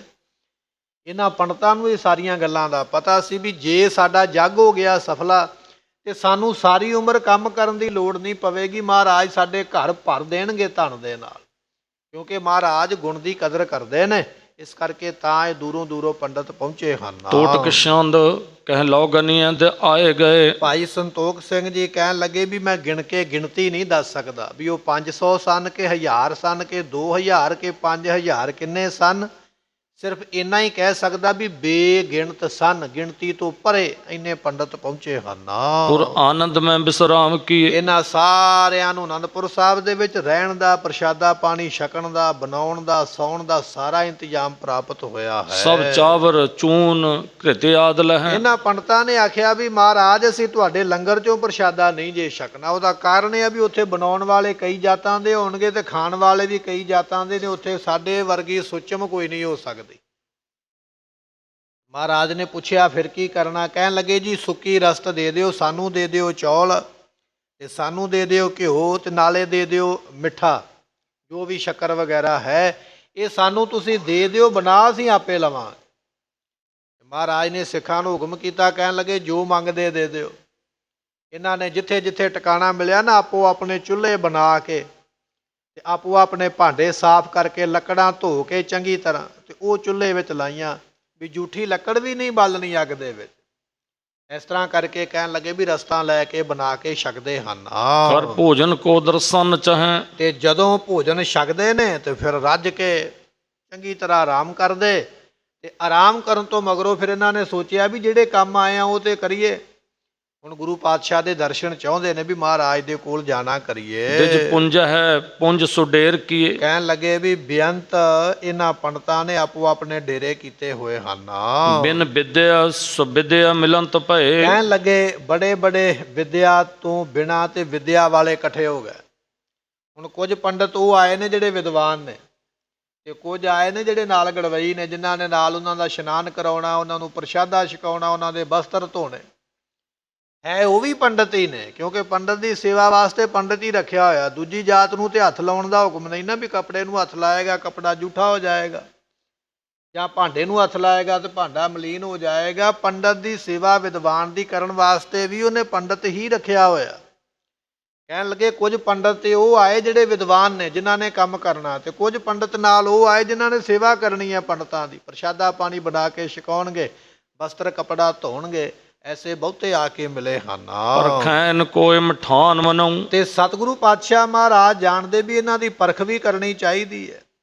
ਕਿੰਨੇ ਵਿਦਵਾਨ ਨੇ, ਕਿੰਨੇ ਕੱਚੇ ਨੇ, ਕਿੰਨੇ ਪੱਕੇ ਨੇ, ਪਰਖ ਹੋਣੀ ਚਾਹੀਦੀ ਹੈ। ਗੁਰ ਆਇਸ ਦੀਨ ਮਹਾਨ ਜਨਉ। ਤੇ ਸਤਿਗੁਰੂ ਪਾਤਸ਼ਾਹ ਨੇ ਵੱਡਿਆਂ ਨੂੰ ਫਿਰ ਉਸ ਵੇਲੇ ਆਗਿਆ ਦਿੱਤੀ, ਜਿਹੜੇ ਕਹਿੰਦੇ ਸਨ ਨਾ ਵੀ ਪਰਖ ਦੇ ਵਿੱਚ ਵੀ ਅਸੀਂ ਪੂਰੇ ਆ, ਅਸੀਂ ਗ੍ਰੰਥ ਪੜ੍ਹੇ ਨੇ, ਅਸੀਂ ਵਿਦਵਾਨ ਆ, ਬਾਕੀ ਇਹ ਸਾਡੇ ਸੇਵਾਦਾਰ ਨੇ। ਜਿਹੜੇ ਆਪਣੇ ਆਪ ਨੂੰ ਮਹਾਨ ਕਹਿੰਦੇ ਸਨ, ਮਹਾਰਾਜ ਨੇ ਫਿਰ ਉਹਨਾਂ ਨੂੰ ਆਗਿਆ ਦਿੱਤੀ ਹੈ। ਗਨ ਭੋਜਨ ਪਾਕ ਅਨੇਕ ਕਰੋ। ਤੇ ਸਤਿਗੁਰੂ ਪਾਤਸ਼ਾਹ ਕਹਿਣ ਲੱਗੇ ਭਾਈ ਫਿਰ ਇਸ ਤਰ੍ਹਾਂ ਕਰੋ ਵੀ ਭੋਜਨ ਪਕਵਾਨ ਚੰਗੀ ਤਰ੍ਹਾਂ ਬਣਾ ਲੈਣਾ ਕਰੋ, ਰਸੋਈ ਨੂੰ ਪੱਕਾ ਕਰ ਲੈਣਾ ਕਰੋ। ਮਿਸਤਾਨ ਸਲਾਹੁਣੈ ਸਵਾਦ ਤੇ ਧਰੇ। ਕਈ ਤਰ੍ਹਾਂ ਦੇ ਮਿੱਠੇ ਤੇ ਕਈ ਤਰ੍ਹਾਂ ਦੇ ਲੂਣੇ ਸਲੂਣੇ ਭੋਜਨ ਜਿਹੜੇ ਨੇ ਬਣਾਉਣ ਵਾਸਤੇ ਛਕਣ ਵਾਸਤੇ ਪ੍ਰਾਪਤ ਹੁੰਦੇ। ਸੁਨ ਆਇਸ ਬ੍ਰਿੰਦ ਮਸੰਦ ਲੱਗੇ। ਮਹਾਰਾਜ ਦੀ ਆਗਿਆ ਸੁਣ ਕੇ ਜਿਹੜੇ ਮਸੰਦ ਸਾਨੂੰ ਰਸਤਾ ਪਹੁੰਚਾਉਣ ਵਾਸਤੇ ਲੱਗ ਗਏ। ਜਿੰਨਾ ਕਿਸੇ ਪੰਡਤ ਨੇ ਘਿਓ ਮੰਗਿਆ, ਜਿੰਨਾ ਆਟਾ ਮੰਗਿਆ, ਜਿੰਨੀ ਸ਼ੱਕਰ ਖੰਡ ਜੋ ਮੰਗਿਆ, ਉਸੇ ਵੇਲੇ ਉਹਨਾਂ ਦੇ ਡੇਰੇ ਪਹੁੰਚਦਾ ਹੈ। ਨਿਸ ਬਾਸੁਰ ਮੈਂ ਚਿਰਕਾਲ ਜਗੇ। ਕਹਿਣ ਲੱਗੇ ਵੀ ਇਹ ਰਾਤ ਨੂੰ ਵੀ ਜਾਗਦੇ ਰਹਿੰਦੇ, ਰਾਤ ਨੂੰ ਵੀ ਸਮਾਧੀਆਂ ਵਿੱਚ ਪੰਡਤ ਬੈਠੇ ਰਹਿੰਦੇ, ਕੋਈ ਨਾ ਕੋਈ ਜਾਪ ਮੰਤਰ ਜਪਦੇ, ਤੇ ਦਿਨੇ ਵੀ ਆਪਣਾ ਸਮਾਂ ਕੱਢ ਕੇ ਮੰਤਰ ਜਪਦੇ, ਦਿਨੇ ਵੀ ਸਮਾਧੀਆਂ ਵਿੱਚ ਬੈਠੇ, ਰਾਤ ਨੂੰ ਵੀ ਸਮਾਧੀਆਂ ਲਾਉਂਦੇ ਹਨ। ਕਰ ਭੋਜਨ ਤਿਆਰ ਅਨੇਕ ਵਿਧੀ। ਅਨੇਕ ਤਰ੍ਹਾਂ ਦਾ ਗੁਰਮੁਖੋ ਇਹਨਾਂ ਦਾ ਭੋਜਨ ਤਿਆਰ ਹੁੰਦਾ ਹੈ। ਕੋਈ ਚੌਲ ਖਾਣੇ ਪਸੰਦ ਕਰਦਾ, ਕੋਈ ਕੜੀ ਖਾਂਦਾ ਪਿਆ, ਕੋਈ ਦਹੀਂ ਖਾਂਦਾ ਪਿਆ, ਕੋਈ ਪ੍ਰਸ਼ਾਦਾ ਛਕਦਾ ਪਿਆ। ਜਿਵੇਂ ਜਿਵੇਂ ਇਹਨਾਂ ਵਿਦਵਾਨਾਂ ਦੀ ਇੱਛਾ ਹੁੰਦੀ ਹੈ ਉਹੋ ਜਿਹਾ ਭੋਜਨ ਤਿਆਰ ਹੁੰਦਾ ਹੈ। ਧਰ ਲਾਏ ਅੰਬਾਰ ਬਨੰਤ ਸਿੱਧੀ। ਅਤੇ ਇਸੇ ਤਰ੍ਹਾਂ ਕਹਿਣ ਲੱਗੇ ਵੀ ਬੇਅੰਤ ਬਣਾਉਣ ਵਾਲੇ ਜਿਹੜੇ ਨੇ ਨਾ, ਬਣਾ ਬਣਾ ਕੇ ਢੇਰ ਹੀ ਲਾ ਦਿੰਦੇ, ਕਿਉਂਕਿ ਪੰਡਤਾਂ ਨੂੰ ਰਜਾਉਣਾ ਸੌਖਾ ਨਹੀਂ ਨਾ। ਰਾਸ਼ਨ ਤੇ ਬੇਅੰਤ ਛਕਣਾ ਇਹਨਾਂ ਨੇ ਤੇ ਰੱਜਣਾ ਵੀ ਹੈ, ਇਸ ਕਰਕੇ ਬਣਾਉਣ ਵਾਲਿਆਂ ਨੂੰ ਪਹਿਲਾਂ ਪਤਾ ਵੀ ਰਾਸ਼ਨ ਕਿੰਨਾ ਕੁ ਖਾਏਗਾ। ਬਣਾਉਣ ਵਾਲਿਆਂ ਨੇ ਪਹਿਲਾਂ ਹੀ ਢੇਰ ਲਾ ਲਾ ਕੇ ਰੱਖੇ ਵੀ ਰਾਸ਼ਨ ਨਾ ਮੁੱਕੇ, ਇਹ ਜਿੰਨਾ ਮਰਜ਼ੀ ਛਕ ਲੈਣਾ ਕਰਨਾ। ਪਰ ਕੋਸ਼ਟ ਮੋਦਕ ਸੰਗ ਕਨੇ। ਅਤੇ ਉਸ ਵੇਲੇ ਮਹਾਰਾਜ ਨੇ ਆ ਕੇ ਆਖਿਆ ਲੱਡੂ ਤਿਆਰ ਕਰੋ ਇਹਨਾਂ ਦੇ ਛਕਣ ਵਾਸਤੇ। ਲੱਡੂਆਂ ਦੇ ਗੁਰਮੁਖੋ ਕੋਠੇ ਭਰ ਲੈ, ਕਮਰੇ ਭਰ ਲੈ ਲੱਡੂਆਂ ਦੇ, ਵੀ ਜਿੰਨੇ ਮਰਜ਼ੀ ਛਕੀ ਜਾਓ ਦਿਨੇ ਰਾਤ। ਛਕ ਛਕ ਕੇ ਭਾਵੇਂ ਆਪ ਵੀ ਲੱਡੂ ਵਰਗੇ ਹੀ ਹੋ ਜਾਓ ਗੋਲ ਮੋਲ, ਪਰ ਲੱਡੂ ਨਹੀਂ ਮੁੱਕਣਗੇ। ਬੇਅੰਤ ਲੱਡੂ ਬਣਾ ਕੇ ਉਸ ਵੇਲੇ ਕੋਠੇ ਭਰੇ ਹਨ। ਗਨ ਪੂਪਨ ਪਾਕ ਸੁਕੌਨ ਗਨੇ। ਅਤੇ ਉਸ ਵੇਲੇ ਕਈ ਤਰ੍ਹਾਂ ਦੀਆਂ ਪੂੜੀਆਂ ਤਿਆਰ ਕੀਤੀਆਂ, ਫੁੱਲ ਫੁੱਲ ਕੇ ਪੂੜੀਆਂ ਲਾਈਆਂ ਜਾਂਦੀਆਂ। ਜਿਵੇਂ ਦੀ ਪੂੜੀ ਫੁੱਲੀ ਹੈ, ਇਹ ਖਾ ਖਾ ਕੇ ਤੁਸੀਂ ਵੀ ਇਹਦੇ ਵਾਂਗੂ ਹੀ ਫੁੱਲ ਜਾਣਾ। ਐਸੀਆਂ ਪੂੜੀਆਂ ਤਿਆਰ ਕਰ ਕਰਕੇ ਉਹਨਾਂ ਨੂੰ ਛਕਾਈਆਂ ਜਾਂਦੀਆਂ ਹਨ। ਭਰਪੂਰ ਕਚੌਰ ਮਸਾਲਨ ਤੇ। ਅਨੇਕ ਤਰ੍ਹਾਂ ਦੀਆਂ ਕਚੌਰੀਆਂ ਬਣਾਈਆਂ ਜਾਂਦੀਆਂ, ਨਹੀਂ ਅਨੇਕ ਤਰ੍ਹਾਂ ਦੇ ਪੂੜੇ ਬਣਦੇ, ਵਿੱਚ ਮਸਾਲੇ ਪਾ ਪਾ ਕੇ ਬੜੇ ਸਵਾਦਿਸ਼ਟ ਭੋਜਨ ਬਣਦੇ ਕਿ ਪੰਡਤ ਜੀ ਖੁਸ਼ ਹੋ ਕੇ ਛਕਣਾ ਕਰਨਾ। ਕਰਲੀਨ ਬਰੇ ਦਧੀ ਡਾਲਨ ਤੇ। ਕਹਿਣ ਲੱਗੇ ਇਸੇ ਤਰ੍ਹਾਂ ਗੁਰਮੁਖੋ ਇਹਨਾਂ ਦੇ ਵਾਸਤੇ ਫਿਰ ਕਈ ਤਰ੍ਹਾਂ ਦੇ ਮਸਾਲੇ ਪਾ ਕੇ ਤੇ ਲੂਣੀਆਂ ਜਿਹੜੀਆਂ ਸਨ ਪਕੌੜੀਆਂ ਦਹੀਂ ਵਿੱਚ ਪਾਈਆਂ ਜਾਂਦੀਆਂ। ਕੁਝ ਪੂੜੀਆਂ ਬਣਾ ਲਈਆਂ, ਕੁਝ ਇਸੇ ਤਰ੍ਹਾਂ ਦਹੀਂ ਦੇ ਵਿੱਚ ਪਾ ਪਾ ਕੇ ਪਕੌੜੀਆਂ ਤੇ ਕਈ ਤਰ੍ਹਾਂ ਦੇ ਦਹੀਂ ਇਹਨਾਂ ਦੇ ਛਕਣ ਵਾਸਤੇ ਤਿਆਰ ਕੀਤੇ ਹਨ। ਮਿਰਚਾਂ ਗਨ ਜ਼ੀਰਕ ਤੇ ਧਨੀਆ। ਕਹਿਣ ਲੱਗੇ ਇਹਨਾਂ ਦੇ ਵਿੱਚ ਮਿਰਚਾਂ ਪਾਈਆਂ, ਅਤੇ ਇਸੇ ਤਰ੍ਹਾਂ ਕਹਿਣ ਲੱਗੇ ਧਨੀਆ ਪੀ ਪੀ ਕੇ ਉਹਨਾਂ ਸਬਜ਼ੀਆਂ ਭਾਜੀਆਂ ਦੇ ਵਿੱਚ ਤੇ ਦਹੀਂ ਦੇ ਵਿੱਚ ਵੀ ਕਹਿਣ ਲੱਗੇ ਧਨੀਆ ਪਾ ਪਾ ਕੇ ਤਿਆਰ ਕੀਤੇ ਹਨ। ਘ੍ਰਿਤ ਤੇ ਸਭ ਪਾਕ ਭਲੋ ਬਨੀਆਂ। ਕਹਿਣ ਲੱਗੇ ਸੋਹਣਾ ਘਿਓ ਪਾ ਪਾ ਕੇ ਕੜਛੀਆਂ ਭਰ ਭਰ ਕੇ ਘਿਓ ਦੀਆਂ ਜਿਹੜੀਆਂ ਕਟੋਰੀਆਂ ਵਿੱਚ ਪੈਂਦੀਆਂ। ਜਿਹੜੀ ਕਟੋਰੀ ਵਿੱਚ ਓਨੀ ਸਬਜ਼ੀ ਨਹੀਂ ਜਿੰਨਾ ਘਿਓ ਪਾਇਆ ਜਾਂਦਾ। ਐਸਾ ਮਹਾਰਾਜ ਨੇ ਇੰਤਜ਼ਾਮ ਕੀਤਾ ਵੀ ਦਹੀਂ ਵੀ ਠੰਡਾ ਲੱਗੇ ਤੇ ਠੰਡਾ ਧਨੀਆ ਖਾ ਕੇ ਪੰਡਤ ਵੀ ਠੰਡੇ ਰਹਿਣ। ਐਸਾ ਪ੍ਰਬੰਧ ਕਰਕੇ ਕਈ ਤਰ੍ਹਾਂ ਦੇ ਲੱਡੂ ਬਣਾ ਕੇ ਸਬਜ਼ੀਆਂ ਬਣਾ ਕੇ ਛਕਾਉਂਦੇ ਹਨ। ਨਰਸੰਕਰ ਨੀਤ ਬਨਾਵਤ ਹੈ। ਤੇ ਸਤਿਗੁਰੂ ਪਾਤਸ਼ਾਹ ਮਹਾਰਾਜ ਸਾਹਿਬ ਜੀ ਇਹ ਸੇਵਾ ਦੇ ਵਿੱਚ ਸੈਂਕੜੇ ਬੰਦੇ ਲੱਗੇ, ਕਿਉਂਕਿ ਜੇ ਖਾਣਾ ਹਜ਼ਾਰਾਂ ਨੇ ਆ ਤੇ ਬਣਾਉਣ ਵਾਲੇ ਵੀ ਕਈ 100 ਦੀ ਗਿਣਤੀ ਵਿੱਚ ਰਸੋਈਏ ਜਿਹੜੇ ਨੇ ਇਹਨਾਂ ਵਾਸਤੇ ਭੋਜਨ ਬਣਾਉਂਦੇ ਹਨ। ਕਰ ਕੋਸ਼ਟ ਊਰ ਟਿਕਾਵਤ ਹੈ। ਸਤਿਗੁਰਾਂ ਨੇ ਆਖਿਆ ਜਿਹੜਾ ਭੋਜਨ ਜ਼ਿਆਦਾ ਸਮਾਂ ਕੱਢ ਦਿੰਦਾ, ਜਿਵੇਂ ਮਠਿਆਈ ਹੈ, ਲੱਡੂ ਸ਼ੱਕਰਪਾਰੇ ਵਗੈਰਾ, ਇਹ ਥੋੜਾ ਲੰਮਾ ਸਮਾਂ ਕੱਢ ਜਾਂਦੇ, ਬਦਾਨਾ ਵਗੈਰਾ, ਉਹਨਾਂ ਦੇ ਕੋਠੇ ਭਰ ਕੇ ਰੱਖ ਲਓ, ਜਿੰਨਾ ਮਰਜ਼ੀ ਛਕ ਲੈਣ, ਮੁੱਕਣਾ ਨਹੀਂ ਚਾਹੀਦਾ ਹੈ। ਬਹੁਕੀਨ ਤੇ ਹਾਵਲ ਤਿਆਰ ਜਵੈ। ਉਸ ਵੇਲੇ ਬਹੁਤ ਜ਼ਿਆਦਾ ਫਿਰ ਗੁਰਮੁਖੋ ਕੜਾਹ ਪ੍ਰਸ਼ਾਦ ਵੀ ਬਣਾਇਆ ਇਹਨਾਂ ਦੇ ਛਕਣ ਵਾਸਤੇ ਔਰ ਸੰਗਤ ਦੇ ਛਕਣ ਵਾਸਤੇ। ਸਭ ਕੋ ਬੁਲਵਾਏ ਸੁਲੀਨ ਤਵੈ। ਤੇ ਜਦੋਂ ਬਣ ਗਿਆ ਨਾ ਕੜਾਹ ਪ੍ਰਸ਼ਾਦ ਬਹੁਤਾ, ਤੇ ਮਹਾਰਾਜ ਨੇ ਫਿਰ ਸਾਰਿਆਂ ਨੂੰ ਆਪਣੇ ਕੋਲ ਬੁਲਾਇਆ ਹੈ। ਸਵਈਆ ਛੰਦ ਪਠਿਓ ਮੇਵੜਾ ਸ਼੍ਰੀ ਕਲਗੀਧਰ ਤਿਸਨੇ ਊਚ ਭਨਿਓ ਸੁਨਾਏ। ਸਤਿਗੁਰਾਂ ਨੇ ਇੱਕ ਆਪਣਾ ਸਿੱਖ ਭੇਜਿਆ। ਸਿੱਖ ਨੂੰ ਆਖਿਆ ਵੀ ਜਿੰਨੇ ਪੰਡਤ ਜਿੱਥੇ ਜਿੱਥੇ ਬੈਠੇ ਨੇ ਸਾਰਿਆਂ ਨੂੰ ਸਾਡੇ ਵੱਲੋਂ ਜਾ ਕੇ ਇਹ ਸੁਨੇਹਾ ਦੇਣਾ ਕਰੋ ਜੀ। ਹੁਕਮ ਕਰਿਓ ਸ੍ਰੀ ਸਤਿਗੁਰ ਪੂਰੇ ਸੁਨਵੇ ਜੋਗ ਵਿਪਰ ਸਮੁਦਾਏ। ਜਾ ਕੇ ਆਖਿਆ, ਕਹਿਣ ਲੱਗੇ ਜੀ ਮੈਂ ਗੁਰੂ ਗੋਬਿੰਦ ਸਿੰਘ ਮਹਾਰਾਜ ਦਾ ਹੁਕਮ ਲੈ ਕੇ ਆਇਆ। ਸਿੱਖ ਗਿਆ ਨਾ ਪੰਡਤਾਂ ਦੇ ਕੋਲ, ਜਿੱਥੇ ਜਿੱਥੇ ਡੇਰਾ ਲਾ ਕੇ ਬੈਠੇ। ਸਿੱਖ ਨੇ ਜਾ ਕੇ ਦੱਸਿਆ ਵੀ ਮੈਨੂੰ ਗੁਰੂ ਗੋਬਿੰਦ ਸਿੰਘ ਪਾਤਸ਼ਾਹ ਨੇ ਭੇਜਿਆ ਤੇ ਮਹਾਰਾਜ ਜੀਆਂ ਦਾ ਸੁਨੇਹਾ ਆਇਆ ਵੀ ਜਿਹੜੇ ਪੰਡਤ ਯੋਗ ਕਰਨ ਦੇ ਸਮਰੱਥ ਨੇ, ਜਿਨ੍ਹਾਂ ਨੇ ਜੱਗ ਕਰਨਾ ਹੈ, ਜਿਹੜੇ ਜੱਗ ਕਰਨ ਦੀ ਵਿਧੀ ਜਾਣਦੇ ਹਨ। ਖੀਰ ਖੰਡ ਜੋ ਖਾਏ ਆਹਾਰੈ ਪੰਜ ਰਜਤ ਪਣ ਸੋ ਅਬ ਪਾਏ। ਸਤਿਗੁਰੂ ਪਾਤਸ਼ਾਹ ਕਹਿਣ ਲੱਗੇ ਜਿਹੜਾ ਖੀਰ ਖਾਵੇਗਾ ਨਾ ਖੰਡ ਦੇ ਨਾਲ, ਉਹਨੂੰ ਅਸੀਂ 5 ਰੁਪਏ ਇਨਾਮ ਵੀ ਦੇਵਾਂਗੇ।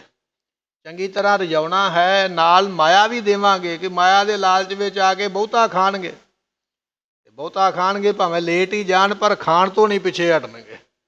ਸਤਿਗੁਰਾਂ ਨੇ ਸੁਨੇਹਾ ਭੇਜਿਆ, ਕਹਿਣ ਲੱਗੇ ਖੀਰ ਖਾਣ ਜੋ ਖਾਏ ਆਹਾਰ ਹੈ। ਜਿਹੜਾ ਖੀਰ ਖਾਵੇਗਾ ਖੰਡ ਵਾਲੀ, ਉਹਨੂੰ 5 ਰੁਪਏ ਅਸੀਂ ਆਪਣੇ ਕੋਲੋਂ ਦੇਵਾਂਗੇ ਇਨਾਮ ਦੇ ਤੌਰ ਤੇ। ਇਹ ਸਾਡੇ ਵੱਲੋਂ ਬਖਸ਼ਿਸ਼ ਹੋਵੇਗੀ। ਆਮਿਖ ਅਚਬੈ ਪੰਚ ਅਸ਼ਰਫੀ ਗੁਰ ਢਿਗ ਤੇਲੇ ਸਦਨ ਸਿਧਾਏ। ਤੇ ਮਹਾਰਾਜ ਕਹਿਣ ਲੱਗੇ ਵੀ ਜਿਹੜਾ ਖਾਵੇਗਾ ਮਾਸ, ਉਹਨੂੰ ਅਸੀਂ 5 ਅਸ਼ਰਫੀਆਂ ਦੇਵਾਂਗੇ, 5 ਸੋਨੇ ਦੀਆਂ ਮੋਹਰਾਂ। ਜਿਹੜਾ ਤੇ ਖਾਵੇਗਾ ਖੀਰ, ਉਹਨੂੰ ਮਿਲਣਗੇ 5 ਰੁਪਏ। ਜਿਹੜਾ ਖਾਵੇਗਾ ਮਾਸ, ਉਹਨੂੰ ਮਿਲਣਗੀਆਂ 5 ਸੋਨੇ ਦੀਆਂ ਮੋਹਰਾਂ। ਤੇ ਜਿਹੜੇ ਮਾਸ ਖਾਂਦੇ ਸਨ, ਗਿੱਠ ਲੰਮੀ ਲਾਲ ਡਿੱਗੀ ਸੁਣ ਕੇ ਵੀ ਨਾਲੇ ਮਾਸ ਖਾਵਾਂਗੇ ਤੇ ਨਾਲੇ ਸ਼ਰਫੀ ਲਵਾਂਗੇ। ਤੇ ਜਿਹੜੇ ਨਹੀਂ ਸਨ ਖਾਂਦੇ, ਉਹਨਾਂ ਦੇ ਮਨ ਵਿੱਚ ਆ ਗਿਆ ਵੀ ਜੇ ਅਸੀਂ ਖਾਧਾ ਨਾ ਤੇ ਇਹ 5 ਸ਼ਰਫੀਆਂ ਸੋਨੇ ਦੀਆਂ ਕਿਤੇ ਥੋੜੀ ਮਿਲ ਜਾਂਦੀਆਂ, ਸੋਨੇ ਦੀਆਂ ਮੋਹਰਾਂ, ਸੋਨੇ ਦੇ ਰੁਪਈਏ। ਮਹਾਰਾਜ ਪਰਖਣਾ ਚਾਹੁੰਦੇ ਵੀ ਇਹ ਕਿੱਥੇ ਕੂ ਖਲੋਤੇ ਨੇ, ਕਿੱਥੇ ਕੂ ਈਮਾਨ ਧਰਮ ਖਲੋਤਾ ਹੋਇਆ ਹੈ। ਬਹੁਤ ਵਾਰ ਸਭ ਹੁਣ ਸੁਨਾਇਓ ਦਇ ਪੰਕਤ ਭਰ ਦੀਨ ਬਿਠਾਏ। ਬਹੁਤ ਵਾਰੀ ਸੁਣਾ ਕੇ ਨਾ ਸਾਰਿਆਂ ਨੂੰ ਇਕੱਠੇ ਕਰ ਲਿਆ। ਕਹਿਣ ਲੱਗੇ 2 ਪੰਕਤਾਂ ਲਾ ਲਓ। 2 ਪੰਕਤਾਂ ਲੱਗ ਗਈਆਂ, ਦੋਨਾਂ ਪੰਕਤਾਂ ਵਿੱਚ ਬੈਠ ਗਏ ਹਨ। ਲੋਭ ਗ੍ਰਸੇ ਬਹੁ ਬਿਪਰ ਹਰੀ ਮਤ ਮਾਸ ਅਸਨ ਕੋ ਮਨ ਲਲਚਾਏ। ਸਤਿਗੁਰਾਂ ਨੇ ਆਖਿਆ ਨਾ, ਇੱਕ ਪੰਗਤ ਵਿੱਚ ਖੀਰ ਖਾਣ ਵਾਲੇ ਬੈਠੋ, ਦੂਜੀ ਵਿੱਚ ਮਾਸ ਖਾਣ ਵਾਲੇ। ਲੋਭ ਜਿਹੜਾ ਨਾ ਬੜਾ ਵੱਡਾ ਹੈ। 5 ਅਸ਼ਰਫੀਆਂ ਸੋਨੇ ਦੀਆਂ ਮਿਲਣਗੀਆਂ, ਸੋਨੇ ਦੀਆਂ ਮੋਹਰਾਂ। ਕਹਿਣ ਲੱਗੇ ਖੀਰ ਖਾਣ ਵਾਲਿਆਂ ਦੀ ਗਿਣਤੀ ਘਟ ਗਈ ਤੇ ਮਾਸ ਖਾਣ ਵਾਲਿਆਂ ਦੀ ਪੰਗਤ ਖਤਮ ਹੋ ਗਈ, ਪਰ ਪੰਡਤ ਨਹੀਂ ਖਤਮ ਹੋਏ। ਲੋਭ ਨੇ ਇਹੋ ਜਿਹੀ ਮੱਤ ਮਾਰੀ ਹੈ। ਕਹਿਣ ਲੱਗੇ ਲੋਭ ਗ੍ਰਸੇ ਬਹੁ ਬਿਪਰ ਹਰੀ ਮੱਤ। ਲੋਭ ਦੇ ਵਿੱਚ ਪੈਣ ਕਰਕੇ ਬਹੁਤੇ ਪੰਡਤਾਂ ਦੀ ਮੱਤ ਮਾਰੀ ਗਈ ਵੀ ਇੱਕ ਤੇ ਮਾਸ ਖਾਣ ਨੂੰ ਮਿਲਦਾ, ਖੁਰਾਕ ਚੰਗੀ ਹੈ, ਨਾਲ 5 ਸੋਨੇ ਦੀਆਂ ਮੋਹਰਾਂ। ਤੇ ਕਹਿਣ ਲੱਗੇ ਮਾਸ ਅਸਨ ਕੋ ਮਨ ਲਲਚਾਏ। ਜਿਹੜੇ ਮਾੜਾ ਮੋਟਾ ਘਰੇ ਛੁਪ ਕੇ ਖਾਂਦੇ ਸਨ, ਲੋਕੇ ਖਾਂਦੇ ਸਨ, ਉਹਨਾਂ ਦੇ ਅੰਦਰਲੇ ਕੀੜੇ ਜਾਗ ਪਏ ਵੀ ਇੱਥੇ ਤੇ ਸ਼ਰੇਆਮ ਖਾਣ ਨੂੰ ਮਿਲਦਾ ਪਿਆ, ਨਾਲੇ ਨਾਲ ਪੈਸੇ ਮਿਲਦੇ ਪਏ। ਜਿਹੜੇ ਲੋਕੇ ਖਾਣ ਵਾਲੇ ਸਨ, ਉਹਨਾਂ ਦੇ ਅੰਦਰ ਦੀ ਇੱਛਾ ਹੋਰ ਵੱਧ ਗਈ ਵੀ ਇੱਥੇ ਸ਼ਰੇਆਮ ਖਾਵਾਂਗੇ, ਕੋਈ ਰੋਕ ਨਹੀਂ ਹੈ, ਨਾਲੇ ਮਾਇਆ ਮਿਲਦੀ ਪਈ ਹੈ। ਧਰਮ ਸ਼ੋਰ ਕਰ ਥਨੇ ਆਨਤ ਹੈ ਜਹਾਂ ਮਹਿਰ ਕੋ ਪੰਚ ਅਲਾਏ। ਕਹਿਣ ਲੱਗੇ ਛੱਡ ਦਿੱਤਾ ਧਰਮ, ਜਾ ਕੇ ਫਿਰ ਉੱਥੇ ਗੰਗਾ ਵਿੱਚ ਇਸ਼ਨਾਨ ਕਰ ਲਾਂਗੇ। ਧਰਮ ਕਿਹੜਾ ਕਿਤੇ ਚੱਲਿਆ। ਰਾਮ ਨਾਮ ਜਪਣਾ ਪਰਾਇਆ ਮਾਲ ਆਪਣਾ। ਹੁਣ ਆਪਾਂ ਮਾਲ ਲੈਣ ਆਏ ਆ, ਕਮਾਈ ਕਰਨ ਆਏ ਆ, ਕਮਾਈ ਕਰ ਲਈਏ। ਜੇ ਧਰਮ ਟੁੱਟ ਵੀ ਗਿਆ, ਜਾ ਕੇ ਦੁਬਾਰਾ ਠਾਕੁਰ ਦੀ ਪੂਜਾ ਕਰ ਲਵਾਂਗੇ, ਗੰਗਾ ਵਿੱਚ ਟੁਬਕੀ ਲਾਵਾਂਗੇ ਤੇ ਆਪਾਂ ਫਿਰ ਪਹਿਲੇ ਵਰਗੇ ਬਣ ਜਾਵਾਂਗੇ। ਧਰਮ ਨੂੰ ਛੱਡ ਦਿੰਦਾ ਵਿਅਕਤੀ ਆਪਣੀ ਲੋੜ ਵਾਸਤੇ। ਲੋੜ ਪੂਰੀ ਕਰ ਲਵਾਂ, ਧਰਮ ਨੂੰ ਫਿਰ ਅਪਣਾ ਲਵਾਂ। ਸਾਡੇ ਵਿੱਚ ਵੀ ਇਸੇ ਤਰ੍ਹਾਂ ਨਾ, ਕੇਸ ਗੁਰੂ ਦੀ ਮੋਹਰ ਨੇ, 5 ਕਕਾਰ ਗੁਰੂ ਦੀ ਨਿਸ਼ਾਨੀ ਹੈ। ਪਰ ਸਾਨੂੰ ਕੋਈ ਵਿਅਕਤੀ ਇਹ ਗੱਲ ਕਹਿ ਦੇਵੇ ਵੀ ਚੱਲ ਤੈਨੂੰ ਬਾਹਰ ਦੇ ਜਹਾਜ਼ ਤੇ ਬਿਠਾ ਦਿਆਂ, ਪਰ ਤੈਨੂੰ ਆਹ ਸਭ ਕੁਝ ਲਾਉਣਾ ਪਏਗਾ, ਝੱਟ ਹੀ ਆਖਾਂਗੇ ਵੀ ਨਾਈ ਕਿੱਥੇ ਹੈ। ਇਹ ਲੋਭ ਹੈ ਨਾ। ਮਾਇਆ ਕਾਰਨ ਧਾਵਹੀ ਮੂਰਖ ਲੋਕ ਆ ਜਾਣ। ਧਰਮ ਕਮਾਉਣ ਵਾਸਤੇ ਹੈ, ਨਾ ਕਿ ਧਰਮ ਛੱਡਣ ਵਾਸਤੇ ਹੈ। ਪਰ ਮਾਇਆ ਦਾ ਲਾਲਚ ਜੇ ਮਿਲੇ ਵੀ ਬਾਹਰ ਵਿਦੇਸ਼ ਦੀ ਯਾਤਰਾ ਮਿਲ ਜਾਏਗੀ, ਜਾਂ ਤੈਨੂੰ ਇੰਨਾ ਧਨ ਮਿਲ ਜਾਏਗਾ, ਜਾਂ ਤੈਨੂੰ ਆਹ ਨੌਕਰੀ ਮਿਲੇਗੀ, ਤੇ ਵਿਅਕਤੀ ਇਹ ਸੋਚਦਾ ਹੈ ਧਰਮ ਛੱਡ ਦੇਵਾਂ, ਪਹਿਲਾਂ ਆਹ ਚੀਜ਼ ਲੈ ਲਵਾਂ, ਧਰਮ ਫਿਰ ਅਪਣਾ ਲਵਾਂ। ਕਬੀਰ ਸਾਹਿਬ ਜੀ ਕਹਿਣ ਲੱਗੇ, ਕਬੀਰ ਜੋ ਜੈਸੀ ਉਪਜੀ ਪੇੜ ਤੇ ਜੋ ਤੈਸੀ ਨਿਭ ਹੈ ਓੜ, ਹੀਰਾ ਕਿਸਕਾ ਵਾਪਰਾ ਪੁਜਹਿ ਨਾ ਰਤਨ ਕਰੋੜ। ਰੁੱਖ ਥੱਲਿਓਂ ਨਿਕਲਿਆ ਨਾ ਧਰਤੀ ਦੇ ਵਿੱਚੋਂ, ਰੁੱਖ ਨੂੰ ਵੱਢਿਆ ਨਾ ਜਾਵੇ, ਬਿਲਕੁਲ ਸਿੱਧਾ ਸਾਫ਼ ਤਾਂ ਨੂੰ ਗਿਆ, ਉਹਦਾ ਮੁੱਲ ਪਵੇਗਾ। ਉਹਦੀ ਲੱਕੜ ਸਾਫ਼ ਹੈ, ਬਿਨਾਂ ਵੱਢਣ ਤੋਂ ਹੈ, ਉਹ ਕੰਮ ਆਵੇਗੀ, ਉਹਦਾ ਮਹਿੰਗਾ ਮੁੱਲ ਹੋਵੇਗਾ। ਇੱਕ ਰੁੱਖ ਉਹ ਹੈ ਜਿਹਨੂੰ ਕਈ ਵਾਰੀ ਛਾਂਗਿਆ ਗਿਆ, ਕਈ ਵਾਰੀ ਵੱਢਿਆ ਗਿਆ, ਫਿਰ ਦੁਬਾਰਾ ਫੁੱਟਿਆ, ਫਿਰ ਵੱਢਿਆ, ਉਹਦੀ ਲੱਕੜ ਸਿੱਧੀ ਨਹੀਂ ਰਵੇਗੀ, ਉਹਦੀ 'ਚ ਖੁੰਗੀਆਂ ਹੋਣਗੀਆਂ, ਪਾਉਣ ਵਾਲਾ ਉਹਦਾ ਮੁੱਲ ਨਹੀਂ ਪਾਵੇਗਾ। ਨਹੀਂ, ਇਹ ਓਨੇ ਦਾ ਰੁੱਖ ਨਹੀਂ ਜਿੰਨੀ ਮੇਰੀ ਮਿਹਨਤ ਲੱਗ ਜਾਣੀ ਹੈ ਇਹਨੂੰ ਸਿੱਧਾ ਕਰਨ ਵਾਸਤੇ। ਗੁਰਮੁਖਾ, ਇਸੇ ਤਰ੍ਹਾਂ ਜਦੋਂ ਤੂੰ ਮਾਤਾ ਦੇ ਪੇਟ ਤੋਂ ਸੰਸਾਰ ਵਿੱਚ ਆਇਆ, ਜੇ ਤੂੰ ਉਹ ਆਪਣੇ ਆਪ ਨੂੰ ਸੰਭਾਲ ਕੇ ਰੱਖਿਆ, ਨਹੀਂ ਆਪਣੇ ਸਰੀਰ ਦੇ ਨਾਲ ਕੋਈ ਵਾਧਾ ਘਾਟਾ ਕੀਤਾ, ਤੇ ਤੇਰੇ ਇਸ ਮਨੁੱਖਾ ਜਨਮ ਦਾ ਰੱਬ ਦੇ ਦਰਬਾਰ ਵਿੱਚ ਮੁੱਲ ਪੈ ਜਾਏਗਾ। ਤੂੰ ਉਹਦੀ ਨਿਸ਼ਾਨੀ ਨੂੰ ਸਾਂਭ ਕੇ ਰੱਖਿਆ। ਤੇ ਜੇ ਉਹ ਰੁੱਖ ਕੱਟਣ ਵਾਂਗੂ ਕਦੇ ਵੱਢ ਲੈ ਤੇ ਕਦੇ ਰੱਖ ਲੈ, ਕਦੇ ਕਤਲ ਕਰਾਤੇ ਤੇ ਕਦੇ ਰੱਖ ਲੈ, ਕਦੇ ਛੱਡ ਦਿੱਤਾ ਧਰਮ, ਕਦੇ ਅਪਣਾ ਲਿਆ, ਤੇ ਫਿਰ ਸਾਡੀ ਹਾਲਤ ਉਸ ਰੁੱਖ ਵਰਗੀ ਹੋਵੇਗੀ ਜਿਸ ਰੁੱਖ ਨੂੰ ਕਈ ਵਾਰੀ ਛੰਗਿਆ, ਅੱਜ ਵੇਚਣ ਦਾ ਸਮਾਂ ਆਇਆ, ਗਾਹਕ ਨਹੀਂ ਆਇਆ। ਗਾਹਕ ਕਹਿੰਦਾ ਵੀ ਉਹਨੇ ਦਾ ਰੁੱਖ ਨਹੀਂ ਜਿੰਨੀ ਮੇਰੀ ਮਿਹਨਤ ਲੱਗੇਗੀ ਇਹਨੂੰ ਠੀਕ ਕਰਨ ਵਾਸਤੇ। ਕਬੀਰ ਜੋ ਜੈਸੀ ਉਪਜੀ ਪੇੜ ਤੇ, ਜੋ ਤੈਸੀ ਨਿਭ ਹੈ ਓੜ। ਜਿਵੇਂ ਦਾ ਤੂੰ ਦੁਨੀਆ ਤੇ ਆਇਆ, ਮਾਂ ਨੇ ਤੈਨੂੰ ਜਨਮ ਦਿੱਤਾ, ਉਵੇਂ ਦਾ ਸਰੀਰ ਲੈ ਕੇ ਤੋੜ ਤੱਕ ਜੇ ਨਿਭ ਗਿਆ ਨਾ, ਨਹੀਂ ਵਾਧਾ ਘਾਟਾ ਕੀਤਾ ਸਰੀਰ ਦੇ ਉੱਪਰ ਕਿਸੇ ਵੀ ਤਰ੍ਹਾਂ ਦਾ। ਬੀਧੇ ਨਾਕ ਨਾ ਕਾਨ ਕੋ ਸਤਿਗੁਰ ਕੀ ਮਰਿਆਦ। ਇਹ ਆਪਾਂ ਕੰਨਾਂ ਵਿੱਚ ਛੇਦ ਕਰਦੇ, ਨੱਕ ਵਿੱਚ ਛੇਦ ਕਰਦੇ, ਕੇਸ ਕਤਲ ਕਰਵਾ ਦਿੰਦੇ, ਕੇਸ ਰੱਖ ਲੈਂਦੇ, ਕੰਨਾਂ ਵਿੱਚ ਮੁੰਦਰਾਂ ਪਾ ਲੈਂਦੇ। ਇਹ ਪਰਮਾਤਮਾ ਦੀ ਬਣਾਈ ਹੋਈ ਬੰਤਰ ਦੇ ਨਾਲ ਵਾਧਾ ਘਾਟਾ ਕਰਨਾ, ਅਸੀਂ ਉਹਨੂੰ ਛੇੜਦੇ ਪਏ ਹਾਂ, ਛੇੜਛਾੜ ਕਰਦੇ ਪਏ। ਉਹ ਛੇੜਛਾੜ ਜਿਹੜੀ ਹੈ ਨਾ ਰੱਬ ਦੇ ਦਰਬਾਰ ਵਿੱਚ ਮਨਜ਼ੂਰ ਨਹੀਂ ਹੈ। ਰੱਬ ਇਹ ਜਾਣਦਾ ਵੀ ਤੂੰ ਰੱਬ ਨੂੰ ਆਪਣੇ ਤੋਂ ਘੱਟ ਸਿਆਣਾ ਸਮਝਦਾ, ਤੂੰ ਆਪਣੇ ਆਪ ਨੂੰ ਰੱਬ ਤੋਂ ਵੱਧ ਸਿਆਣਾ ਸਮਝਦਾ ਹੈ। ਜੇ ਮੈਂ ਇੱਥੇ ਛੇਦ ਕਰਾਂਗਾ ਤੇ ਮੈਂ ਸੋਹਣਾ ਬਣ ਜਾਵਾਂਗਾ। ਭਾਵ ਇਹ ਆ ਵੀ ਰੱਬ ਨੇ ਮੈਨੂੰ ਉਹਨਾਂ ਸੋਹਣਾ ਨਹੀਂ ਬਣਾਇਆ, ਮੈਂ ਆਪਣੀ ਸਿਆਣਪ ਦੇ ਨਾਲ ਸੋਹਣਾ ਬਣ ਸਕਦਾ। ਫਿਰ ਪਰਮਾਤਮਾ ਖੁਸ਼ ਨਹੀਂ ਹੁੰਦਾ ਵੀ ਇਹਨੇ ਤੇ ਮੈਨੂੰ ਕਮਲਾ ਸਮਝਿਆ। ਇਹ ਆਪਣੇ ਆਪ ਨੂੰ ਸਿਆਣਾ ਸਮਝਦਾ, ਆਪਣੇ ਆਪ ਨੂੰ ਘੜਦਾ ਪਿਆ। ਜਿਹੜਾ ਮੈਂ ਘੜਿਆ ਉਹ ਇਹਨੂੰ ਪਸੰਦ ਨਹੀਂ। ਤੇ ਕਹਿਣ ਲੱਗੇ ਪਰਮਾਤਮਾ ਖੁਸ਼ ਨਹੀਂ, ਤੇ ਫਿਰ ਪਰਮਾਤਮਾ ਦਾ ਦਰਬਾਰ ਵੀ ਪ੍ਰਾਪਤ ਨਹੀਂ ਹੋਵੇਗਾ। ਪ੍ਰਾਪਤ ਉਹਨੂੰ ਹੋਵੇਗਾ ਜਿਹਨੇ ਉਸ ਦੀ ਇਹ ਸਾਬਤ ਸੂਰਤ ਜ਼ਿੰਦਗੀ ਨੂੰ ਸਾਂਭ ਕੇ ਰੱਖਿਆ। ਰੋ ਵਿਚਾਰ ਕਈ ਵਾਰੀ ਅਸੀਂ ਸੋਚ ਲੈਂਦੇ ਹਾਂ ਆਹ ਚੀਜ਼ ਮਿਲ ਜਾਵੇ, ਧਰਮ ਛੱਡਣਾ ਛੱਡ ਦਈਏ, ਧਰਮ ਫਿਰ ਰੱਖ ਲਵਾਂਗੇ। ਅੰਮ੍ਰਿਤ ਤੇ ਦੁਬਾਰਾ ਛਕਿਆ ਜਾ ਸਕਦਾ। ਜਾਂ ਪੰਡਤ ਕਹੇਗਾ ਵੀ ਇੱਕ ਵਾਰੀ ਧਰਮ ਛੱਡਣਾ ਛੱਡ ਦਈਏ, ਦੁਬਾਰਾ ਫਿਰ ਰੱਖ ਲਵਾਂਗੇ। ਪਰ ਗੁਰਮੁਖੋ ਜਿਹੜਾ ਦੁਬਾਰਾ ਰੱਖਣਾ ਨਾ, ਟੁੱਟੇ ਹੋਏ ਰੱਸੇ ਨੂੰ ਗੰਢ ਪਾਉਣ ਵਾਲੀ ਹੈ। ਤੇ ਗੰਢ ਜਦੋਂ ਪੈਂਦੀ ਹੈ ਉਹ ਰੱਸਾ ਫਿਰ ਕੰਮ ਦਾ ਨਹੀਂ ਰਹਿ ਜਾਂਦਾ, ਉਹ ਗੰਢ ਉੱਥੋਂ ਫਿਰ ਦੁਬਾਰਾ ਟੁੱਟੇਗੀ। ਉਹ ਰੱਸਾ ਸਾਫ਼ ਨਹੀਂ ਰਹੇਗਾ, ਉਸ ਰੱਸੇ ਦਾ ਮੁੱਲ ਕੋਈ ਨਹੀਂ ਪਵੇਗਾ। ਵਾਰ-ਵਾਰ ਟੁੱਟਣਾ, ਵਾਰ-ਵਾਰ ਜੁੜਨਾ, ਇਹ ਗੁਰਸਿੱਖ ਦਾ ਕਿਰਦਾਰ ਨਹੀਂ ਹੈ। ਜੇ ਇਹ ਕਿਰਦਾਰ ਹੁੰਦਾ ਨਾ, ਤੇ ਭਾਈ ਤਾਰੂ ਸਿੰਘ ਨੂੰ ਹੁਕਮ ਹੋਇਆ ਨਾ ਤੇਰੇ ਕੇਸ ਕਤਲ ਕੀਤੇ ਜਾਣਗੇ, ਤੇ ਕੇਸ ਕਤਲ ਕਰਨ ਤੋਂ ਪਹਿਲਾਂ ਲਾਲਚ ਦਿੱਤੇ ਗਏ। ਦੱਸ ਕੀ ਚਾਹੀਦਾ, ਕਿੰਨੀ ਜ਼ਮੀਨ, ਕਿੰਨਾ ਧਨ, ਕਿਹੜੀ ਨੌਕਰੀ ਚਾਹੀਦੀ ਹੈ, ਕਿਹੜੀ ਕੁਰਸੀ ਚਾਹੀਦੀ ਹੈ। ਅੱਜ ਤੇ ਧਰਮ ਦੇ ਠੇਕੇਦਾਰ ਬੜਾ ਰੌਲਾ ਪਾਉਂਦੇ ਨੇ, ਅਸੀਂ ਤੁਹਾਨੂੰ ਇਹ ਫ੍ਰੀ ਦੇ ਦਿਆਂਗੇ, ਇਹ ਫ੍ਰੀ ਦੇ ਦਿਆਂਗੇ। ਦੇਣਾ ਕੱਖ ਨਹੀਂ ਹੈ, ਕੇਵਲ ਗੱਲਾਂ ਨੇ। ਪਰ ਸਾਡੇ ਵਰਗੇ ਲੋਕ ਉਹ ਝੂਠੀਆਂ ਗੱਲਾਂ ਵਿੱਚ ਲੱਗ ਜਾਂਦੇ ਵੀ ਮਿਲ ਜਾਏਗਾ। ਭਾਈ ਤਾਰੂ ਸਿੰਘ ਨੂੰ ਲਾਲਚ ਦਿੱਤੇ ਗਏ, ਦੱਸ ਕਿੰਨਾ ਧਨ ਦੇਈਏ, ਕਿਹੜੀ ਨੌਕਰੀ ਚਾਹੀਦੀ ਹੈ, ਕਿੰਨੀ ਜਗੀਰ ਚਾਹੀਦੀ ਹੈ, ਇੱਕ ਵਾਰੀ ਮੁਸਲਮਾਨ ਹੋ ਜਾ। ਜੇ ਰੱਸਾ ਟੁੱਟ ਕੇ ਗੰਢਿਆ ਜਾ ਸਕਦਾ ਹੋਵੇ ਨਾ, ਉਹਦੀ ਕੀਮਤ ਪੈਂਦੀ ਹੁੰਦੀ। ਤੇ ਭਾਈ ਤਾਰੂ ਸਿੰਘ ਕਹਿੰਦੇ ਵੀ ਚਲੋ ਠੀਕ ਹੈ, ਲਿਆਓ ਇੰਨਾ ਧਨ ਪਦਾਰਥ ਜੋ ਮੈਂ ਮੁਸਲਮਾਨ ਹੁੰਦਾ, ਤੇ ਹੋਰ 10-20 ਸਾਲਾਂ ਨੂੰ ਫਿਰ ਮੈਂ ਦੁਬਾਰਾ ਅੰਮ੍ਰਿਤ ਛਕ ਲਵਾਂਗਾ, ਦੁਬਾਰਾ ਫਿਰ ਸਿੱਖ ਬਣ ਜਾਵਾਂਗਾ। ਕਹਿਣ ਲੱਗੇ ਨਹੀਂ, ਮੈਨੂੰ ਤੇ ਇੱਕ ਵਾਰੀ ਵੀ ਟੁੱਟਣਾ ਮਨਜ਼ੂਰ ਨਹੀਂ ਹੈ। ਤੁਸੀਂ ਵਾਰ-ਵਾਰ ਟੁੱਟਣ ਦੀ ਗੱਲ ਕਰਦੇ, ਬੰਨਣ ਦੀ ਗੱਲ ਕਰਦੇ, ਮੈਨੂੰ ਇੱਕ ਵਾਰੀ ਵੀ ਟੁੱਟਣਾ ਮਨਜ਼ੂਰ ਨਹੀਂ ਹੈ। ਤੁਸੀਂ ਕੀ ਕਰੋਗੇ? ਜ਼ਿੰਦਗੀ ਤੇ ਪ੍ਰਮਾਤਮਾ ਦੇ ਹੱਥ ਹੈ, ਪਤਾ ਨਹੀਂ ਅਗਲਾ ਸਾਹ ਆਉਣਾ ਕਿ ਨਹੀਂ ਆਉਣਾ। ਮੈਂ ਕਿਸ ਲਾਲਚ ਵਾਸਤੇ ਆਪਣਾ ਧਰਮ ਛੱਡਾਂ? ਨਹੀਂ ਛੱਡਾਂਗਾ। ਇਹ ਭਰੋਸਾ ਰੱਖਿਆ ਗੁਰੂ ਕੇ ਸਿੱਖ ਨੇ। ਤੇ ਗੁਰਮੁਖੋ ਭਰੋਸੇ ਵਾਲੇ ਦੀ ਅੱਜ ਅਰਦਾਸ ਹੁੰਦੀ ਹੈ।